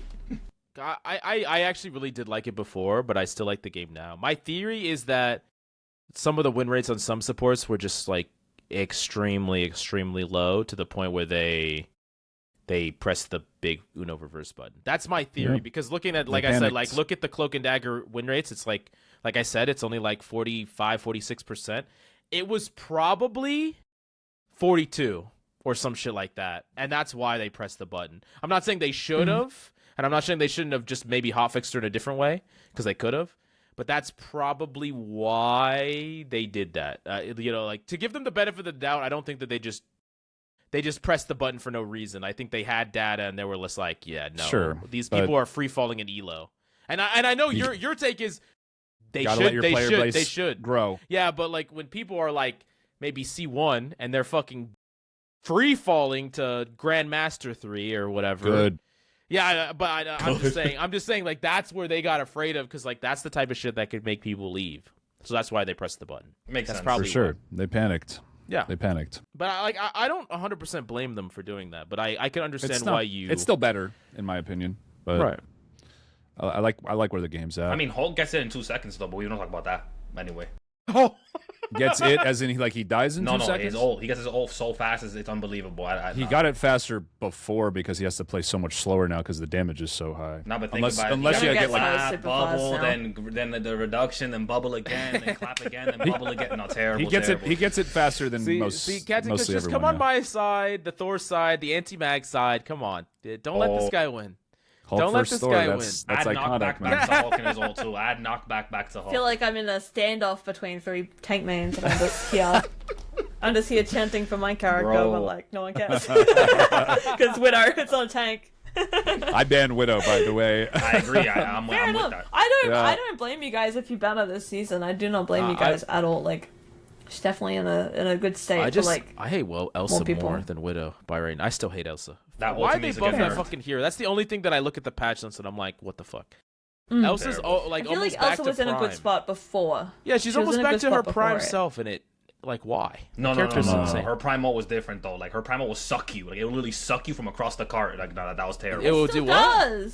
It still does. No. Like I'm talking about, you'll be standing here and she'll ult like this, and you'll just. Oh yeah, no. It was a little busted then, but I'm just saying like the character's power levels. No, yeah. If my toe on Hulk grazes like the horn sticking out of the gull rock, you're done. I'm in. They got me. She got me. I think I'm honestly, gonna be touching the Glatrox and I get sucked into it.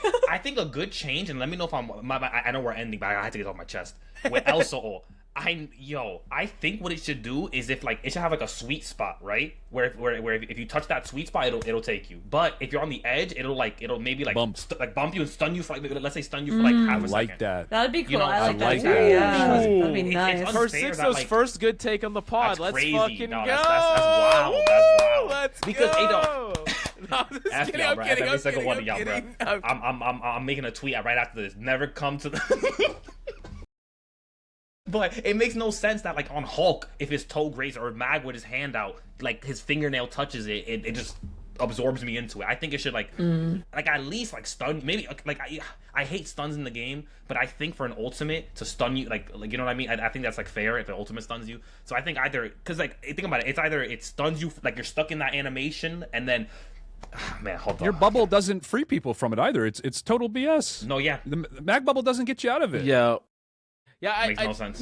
I actually have a problem with a lot of these abilities and ults that are a little too easy to hit. Like they're like I have the same problem with like Luna's Daze. It's like it's not a skill shot anymore. The AoE of it is like so yeah, massive. I mean it's impossible to miss. Yeah, you like it's the same thing with Elsa. You just can't miss these things.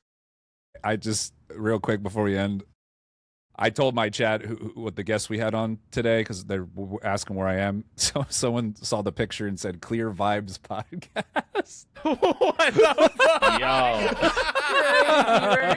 Oh shit. No, that's crazy. Okay. Yo, can I shout out your audience who watches this real quick? Can I talk about Yeah, of course. Thank you, because they come into my chat and they're like, "Yo, when's your next time you're on the?" I get it, maybe like twice a week. They're like, "Yo, I go back to that episode like every so often." I'm like, my episode, I didn't even do anything crazy. People. Honestly, you've been a very requested coming back guest. I've been waiting to get you back on insane. for a while. Yeah, I'm like, what did I do? All I said is all I do is glaze Mag, and they love it. Like they don't even agree with me.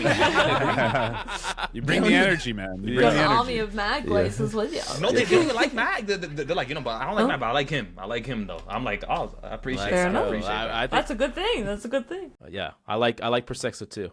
It's actually kind of hard to not look at you, you know. What are we? Yo, do I gotta follow a restraining order? What's up? All right, now you need the helmet. Get him off my pod. Get him off my pod. Okay, anyways. Persixo, where can people come and support you if they like you, they want to see what you're about? How can people support what you're doing? Oh yeah. Persixo on all platforms. I'm gonna be honest. If you search on Persixo, I should pop up anywhere. I'm gonna be honest. I got that much motion. I have no motion. Please follow me. Please follow me. Listen, if you watch Captain Coach or Coach Mills, don't follow. Watch me. Watch me, please. They have money. I don't have money. Please watch me. I don't care. I'm shameless. Please watch me. Zazzastack's audience. Watch me play Mag 2. Trust me. Join the army. Thank you. I appreciate it. Just because I have numbers doesn't mean I'm rich, buddy.